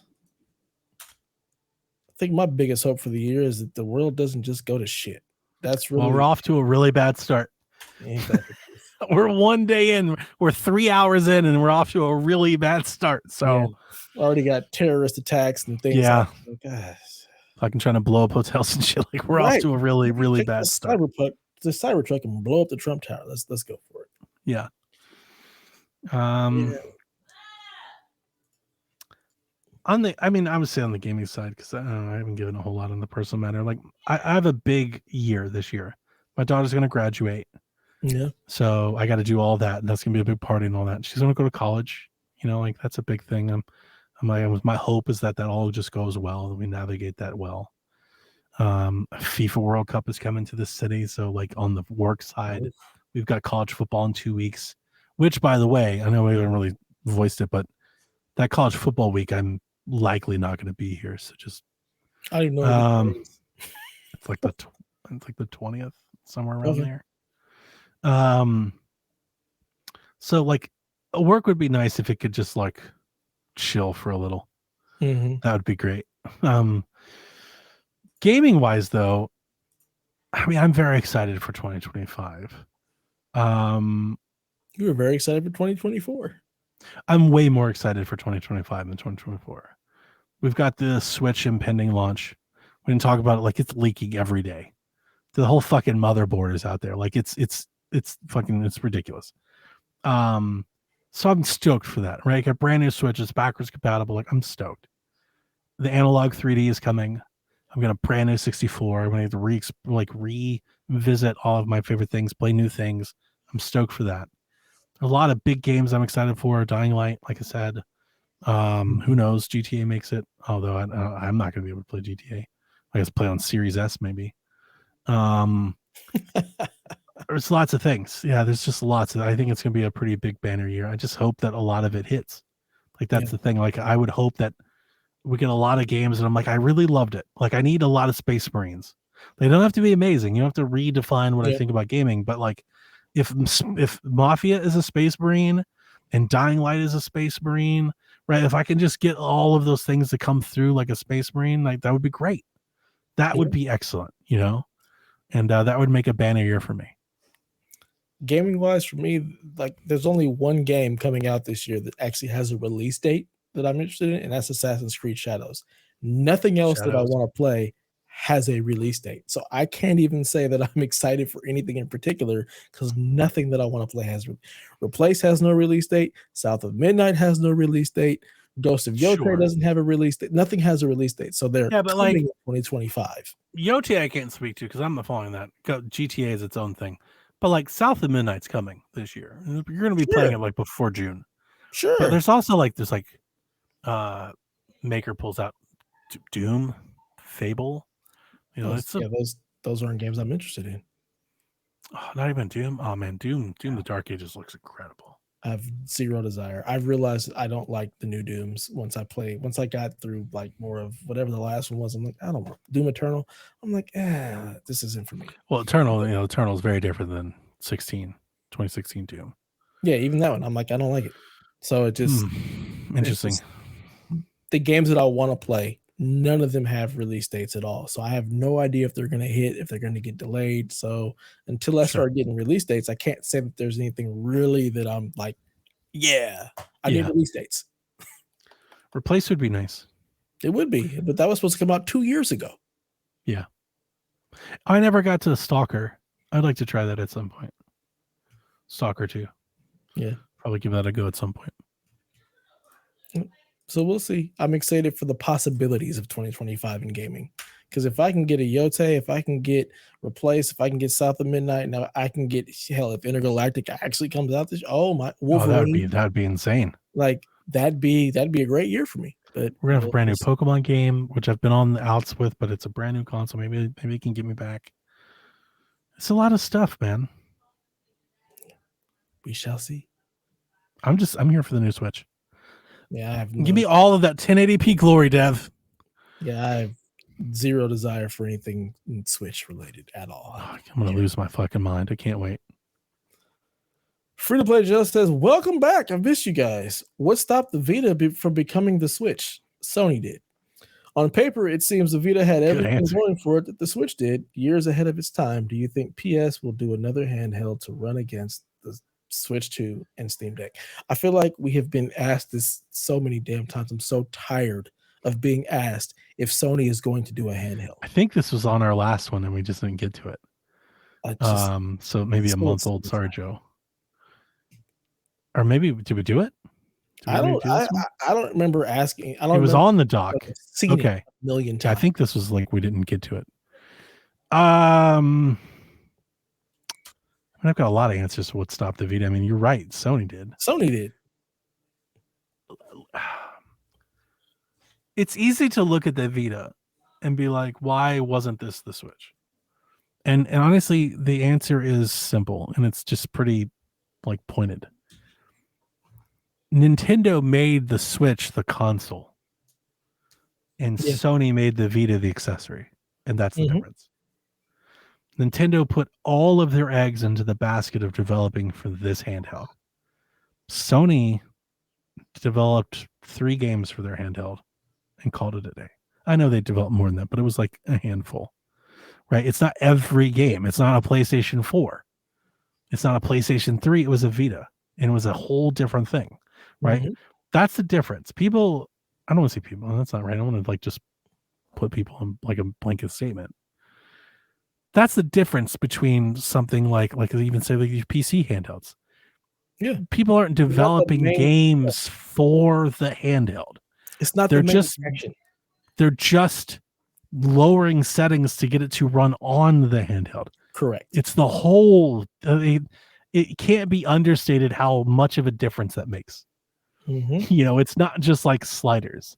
You know, when people are designing games for the Switch, it's one single target SKU where they can do every trick and everything out to get the most out of it because they don't have to worry about it working on other things. It's just the one thing. It's that true console thing. The main attraction where every other handheld is not. This is the concern of mine when we hear about Xbox. We're going to do a portable. PlayStation, we're going to do a portable. Like, if they are, I think it might be held back if it can't run the games that they're making. Yeah. If you have to make specific versions of the game you're making to run on your handheld, you're in trouble. I really wish people would realize that the PlayStation Portable is the Portal.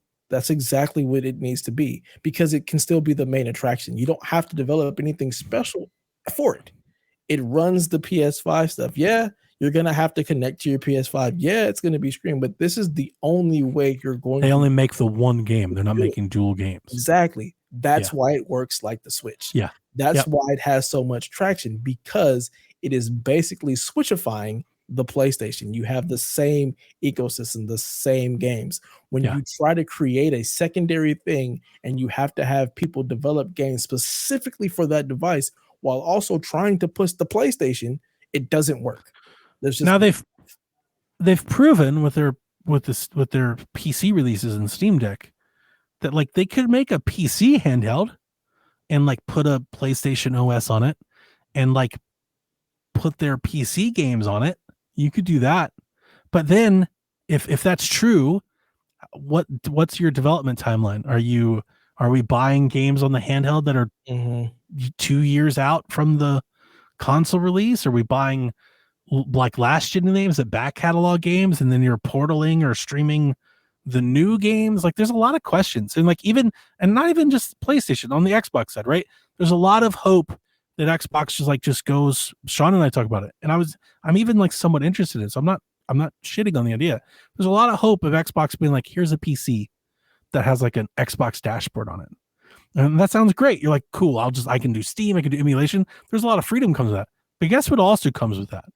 You may launch a game one day and it crashes, or your controller doesn't work, or the sound doesn't work, because that's the PC experience. That happens. It's not a console at that point. And while people like me and Sean or Garrett, that's no problem. We'll navigate. We'll figure it out. I'll Google some shit, change some DLLs. Like we can do that. Most people are not going to do that. They launch a game and it crashes. They're going to be like, fuck this.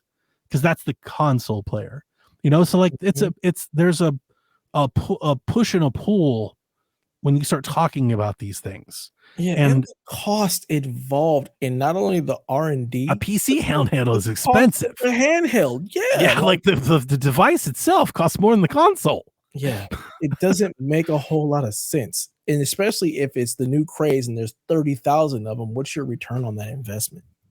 Yeah.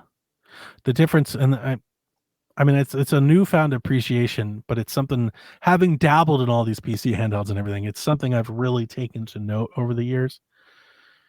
The Switch really nailed it. Like the Switch experience is so good because you can literally just put the thing in and it just works like that. It just like it docks. I'm not worried if there's no flickering. Like even on the PlayStation 5 or an Xbox, I have one of the brand new TVs. I'm sure you've had the same thing where you have like that weird handshake where the HDR cuts on. There's nothing like you just duck and it just works. Like it like they've nailed that. It's so convenient to the user that you don't even realize that it's not that way. Like literally on everything else. Like they really like there's a, I don't know, there's an elegance to it that, yeah, it doesn't do 4K and it doesn't do, but what it does do that nobody's giving any credit for is actually kind of fucking amazing. Like it's really impressive. Yeah. That would be my concern about a PlayStation handheld. Like unless they only make a handheld, unless the PlayStation 6 is basically a Switch, they're not doing it. It doesn't make. I could see them making a PC handheld, and it's just PlayStation branded. It's got PlayStation buttons for it though. It's still got to run Windows because like I could see them badging an Ally or something. Yeah, just like didn't they do that with a backbone? Isn't there like a PlayStation backbone? But then again, it's still a backbone. It's not really a PlayStation. It's not a PlayStation. I could see them doing. I mean, what if they did? All right, what if there was like I know this is going to be messy. I'm trying to think of a way to pitch it, and I know your answer is going to be no, but just hear me out. Let me try to pitch it. All right, what if it's like a Portal Plus? What if they like come out with a portal that can run like PS4 games with their OS that you can install natively, and then it also is a portal you can touch your PS5 stream games? It's a Portal Plus, a more expensive portal. Sure, I think that could work. It could work, but again, like, how much is the return on that investment? How much R&D do you want to put? It's niche. Is it going to sell enough to even not a lot? Worth their not a ton. No, it's not going to sell a lot. And that's the thing. Like, it's just, if a lot is 20 million, it's not. Yeah, it's not a lot. Yeah, it's like 5 million. Is that enough? I don't think so. Especially when half the people are just going to find a way to pirate and make that thing on the side. If it's 5 million to keep them away from Steam Decks or Nintendo Switches, is that enough? No. You don't think so? No, because we can just go ahead and put our games on PC sooner. Like, I don't think it makes enough financial sense for them to bother with the R&D cost of it. Okay. All right. Well, we tried. I mostly agree with you. Yeah, but there's a lot of talk, right? I think we talked about before. There was a lot of rumors, like Digital Founders, like they're doing something. Like I think they're going to make something. I don't know what it is, but it sounds like they're going to do something. I think they're just going to keep along the lines of this Portal thing, and you're just going to be able to start playing like the way they have. If you have PS Plus, you can natively stream the games to it. I think that's the way they get that. I think a cheaper access to the cloud and a Portal is a better option than a native handheld. I agree. Yeah, lower the cloud, do a cloud only tier, and let people buy a Portal and play that way. If they want to play, like if you're willing to make that sacrifice, just do that. Yeah, but you have to subscribe to the toppest tier. Like you got to lower that entry level. $200 a year to stream games is a lot. I mean, yeah, that's a lot of money. If you're not because if you don't have the console, you're not getting the other benefits of that. Yeah, they're assuming like we can go ahead and get these people who are the hardcore. Oh, I know. Now, I know. Branch out later, so sure, it's possible. Yeah, I can see that. I can see the branching out part. Yeah. All right. Last question of the night comes from TPR. It's the hard-hitting question of the new year. He says, "What's your preferred way to eat eggs? Scrambled, over easy, over hard, poached, or hard boiled?" I'm really only eating scrambled eggs. I don't really care about any of the other versions. I made an over easy egg, especially like if I have biscuits, I'll make it. And I went to work, and the lady at my work, Pam, she told me that black people don't eat eggs like that. I don't even know what an over easy egg is. With like the yolk being like a little runny. Never seen it before. She was disgusted. She was like, "I can't believe you're eating that like raw egg." I was like, "It's not raw, like it's cooked." She's like, "That's disgusting." We don't do that here. She was like, "Black people don't eat eggs like that." I was like, "I'm sorry." She's right. We don't do that. I love scrambled eggs too. I'm probably with you. My wife makes the best eggs I've ever had. So does my wife. Like she's I mean, I'm just being honest. She's not the greatest cook. She's really not. But her eggs are better than mine. Like I can't. She does it right. Like she told me she puts milk in them and stuff. Like I don't know how she's doing exactly, but like they're very fluffy. They're flavorful. Like there's a right mix of salt and butter, and like she gets it. And her eggs are great. I love her eggs. Yeah, my wife makes amazing eggs too. I don't know what the hell she does. I try to emulate it, try to make them fluffy. Me too. Yeah, hers are fluffy. Like I don't get it. Yeah. But yeah, scrambled. I'll eat a hard-boiled egg every now and again, but I've never had over easy, over hard, poached. Never done that. And I only have a hard-boiled egg if like that's all there is at the time. But typically, no, just scrambled or nothing. You fuck with deviled eggs? Yes. Yeah. My wife makes them. Those are delicious. Yeah. I don't fuck with those either. I'm sorry to hear that. I fuck with that. You can fuck with your over easy shit too. No, thank you. I don't fuck with that. All right, this show was way longer than I ever thought it would be. So I told my wife we'd be done like probably around 6. Tell her I'm so sorry. Yeah, I didn't mean to. I started drinking. I haven't drinking like since we stopped. I'm not apologizing. It is what it is. You know, that's my alibi. I'm sorry. It's my boy. We got back together. We're talking. We hanging. It was out. fun. I enjoyed it. It was fun. But like I looked at the time, I was like, goodness gracious. Yeah, I was like, oh. This is like a regular episode. The Sean episode, it's a Sweet Hangs moment we're going over. Like Jesus, sure. Yeah, that's what it feels like. Yeah. Whew. Well, we've begun the new year. We're here, ladies and gentlemen. Play some video games.